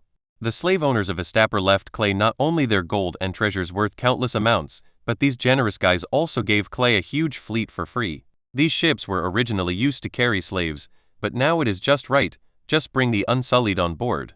The 4,000 Unsullied were originally slaves, so there is no problem at all in boarding such a ship. Early in the morning, the Unsullied, who had received the order long ago, completed the step of boarding the ship with great efficiency under the leadership of their chosen commander Grey Worm. These Unsullied were just light infantry in the hands of the slave owners. Clay had no intention of letting them go into the battlefield wearing barely any armor. If they encountered a rain of arrows, their thin armor would cause extremely high casualties. It's no longer worth it. Therefore, Clay issued a full-body armor to each of them. Where did these things come from? At that time, Clay ripped it off from the freedmen who originally provided protection to slave owners. There aren't that many free militia groups, it doesn't matter, the whole Astapor came out in one go. If you don't dare to surrender, have you seen Galissos flying in the sky? The only 2 remaining slave owners, oh no, they should be the Targaryen family now, the 2 deputy city lords of Astapor City, are standing respectfully on the dock, talking carefully to Clay. Your Majesty, how long will you be away for? The old Grasden asked tentatively. I don't know. Maybe one day when you wake up, you will find Galissos looking at you outside your window. Anyway, for me, it's not too far for the dragon to fly over. Clay's face was full of smiles and he slapped the old Grasden on the shoulder vigorously, as if to cheer him up, saying that I am supporting myself, and you should do a good job. Wherever, Your Majesty, you are joking, we will definitely manage this place well and provide you with the army you want. Don't work so hard on yourself. What will you do when you are tired? You are all under the control of the acting city lord Oberyn Arrives from Dorne. Oh, by the way, he is a Dornish man and likes to raise some weird animals. Poison, if you like it, you can talk to him about his experience. Maybe if he is in a good mood, he will give you 2 as a gift. Ah, that's it. No, we won't disturb the lord of the city. The 2 Grasdens looked at each other and didn't dare to speak anymore. Neither of them were fools. They clearly heard that His Majesty had found a living king of hell for himself to manage this place. He originally thought that when the Dragon King left, he would do some things. Now, the threats behind His Majesty's words have almost been directly pressed in their faces. If they dare to move again, you might as well think about how the previous slave owners died. This one started killing people but no mercy at all. I stared at these 2 bastards for the last time. If Astapor hadn't been unstable now, I would have sent you 2 to meet your gods. Prince Oberyn, who was standing aside, listened to Clay's words with great interest. When he saw Clay turning to him, he said, Manderly, there's no need to say that to me. After all, it's very hard for me to look after your house. Clay smiled and said calmly, "Your Highness, manage this place well. Dorne is not a place with many soldiers. We need fresh soldiers." Oberyn agreed very much with this. He also understood how much he and his family were worth. It was easy to defend, but if they were to fight out, the family's military strength would be stretched then. "Don't worry, let's go and meet my brother. He's not difficult to deal with. Have a nice trip." Looking at Clay's back as he boarded the battleship, Oberyn raised the corners of his mouth and added softly, "Your Majesty." Clay Chapter 180. The red dragon flag on black background rises again. In Westeros, a huge fleet was heading towards the southernmost point of Westeros.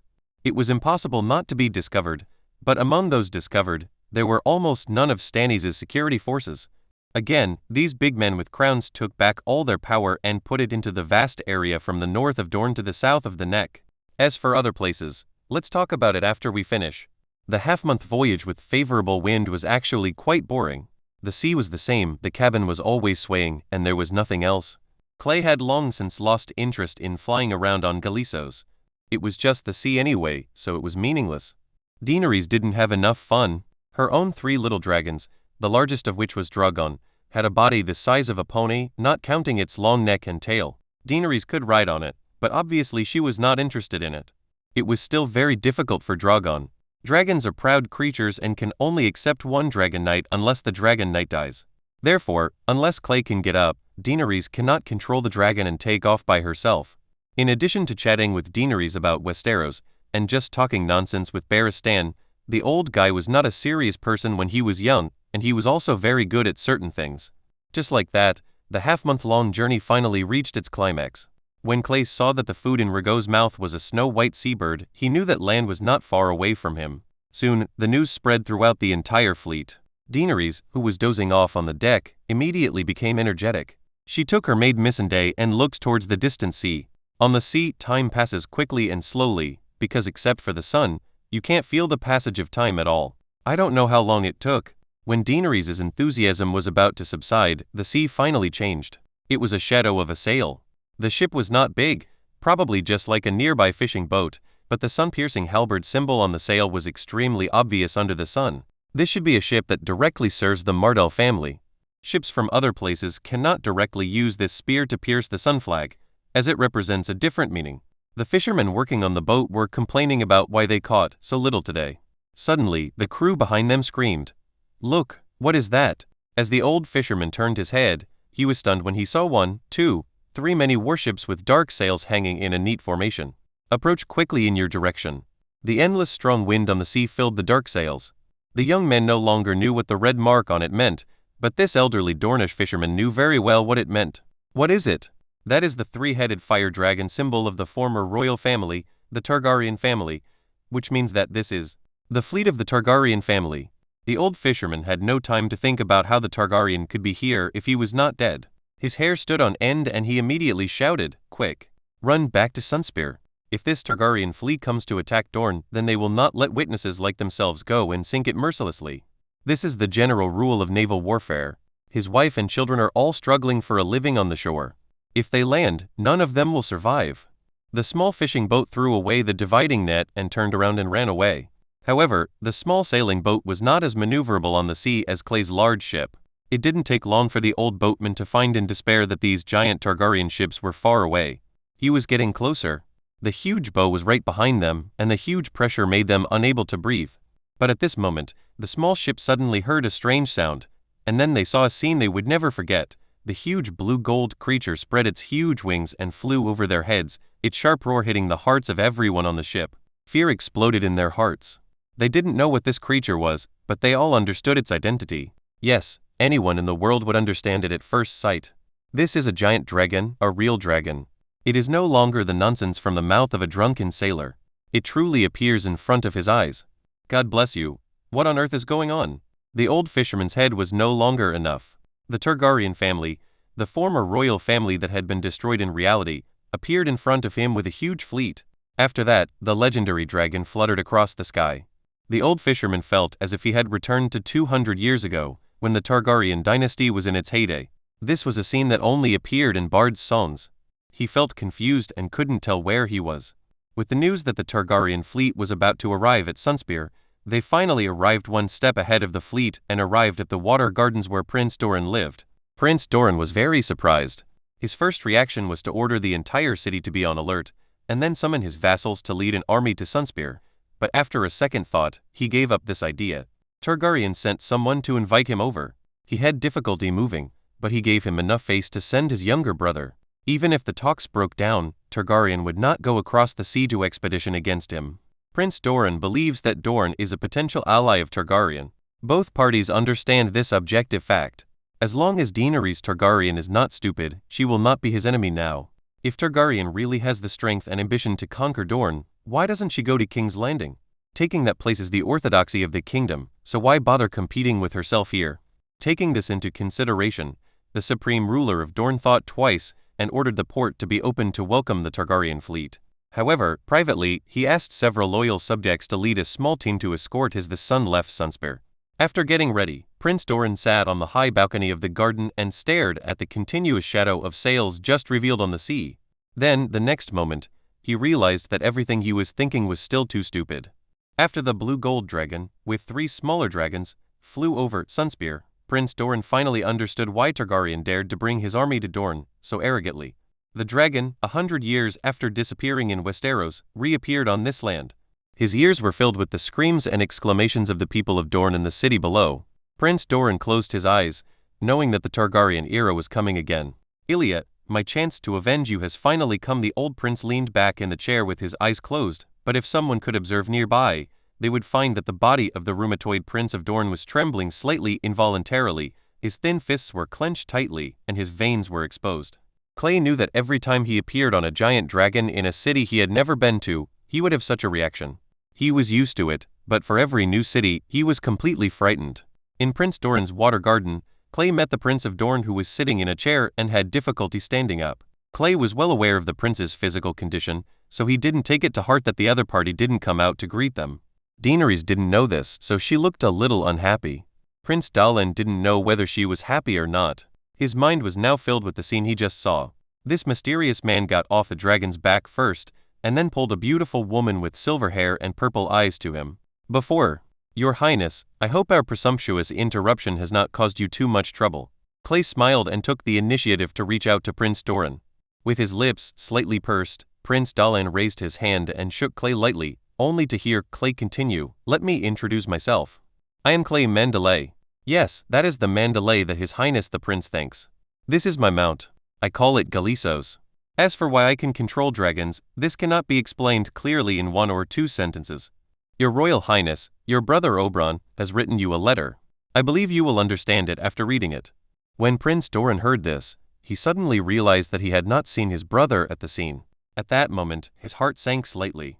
He took the letter from Clay's hand, opened it and read it carefully. After reading the letter, Prince Daeling's expression was slightly relaxed, because this letter was indeed written by his brother. There were some words in it that he and his brother had made an agreement when they were playing together when they were children. Moreover, this cynical tone, nothing has changed, and he obviously hasn't suffered anything. Moreover, he also saw Ilaria Sand, who had just come over. She was fine, which made Prince Doran temporarily relieved. The letter told him that Oberyn would be the city lord of Astapor, and asked his brother to send someone quickly. Come on, he can't manage such a big city by himself. Prince Doran understood that this was asking him to send someone to verify Oberyn's safety. Being able to do this at least meant that his brother was definitely fine now. Breathing a sigh of relief, he raised his head and looked at the man and woman standing in front of him. Like his brother, he found it difficult to accept that a dragon king had actually appeared in Manderly, a family with little reputation. Looking at the blue gold dragon behind Clay that almost covered the entire courtyard, Prince Doran understood that no matter how unreasonable this was, it was the fact. And this means that if the Martell family chooses to follow His Majesty Clay Manderly, they will immediately have a powerful ally in the north and the Riverlands. In addition, the last daughter of Targaryen has become the wife of the person in front of him, and the Martell family has the only answer to how to choose. So the prince opened his arms and said loudly, "Well, first of all, welcome to Dorne, guests from the Narrow Sea." Thank you so much for listening. I'd love to hear your thoughts on the story, so please leave a comment below. And if you want more fanfiction audio, be sure to like and subscribe. See you in the next one.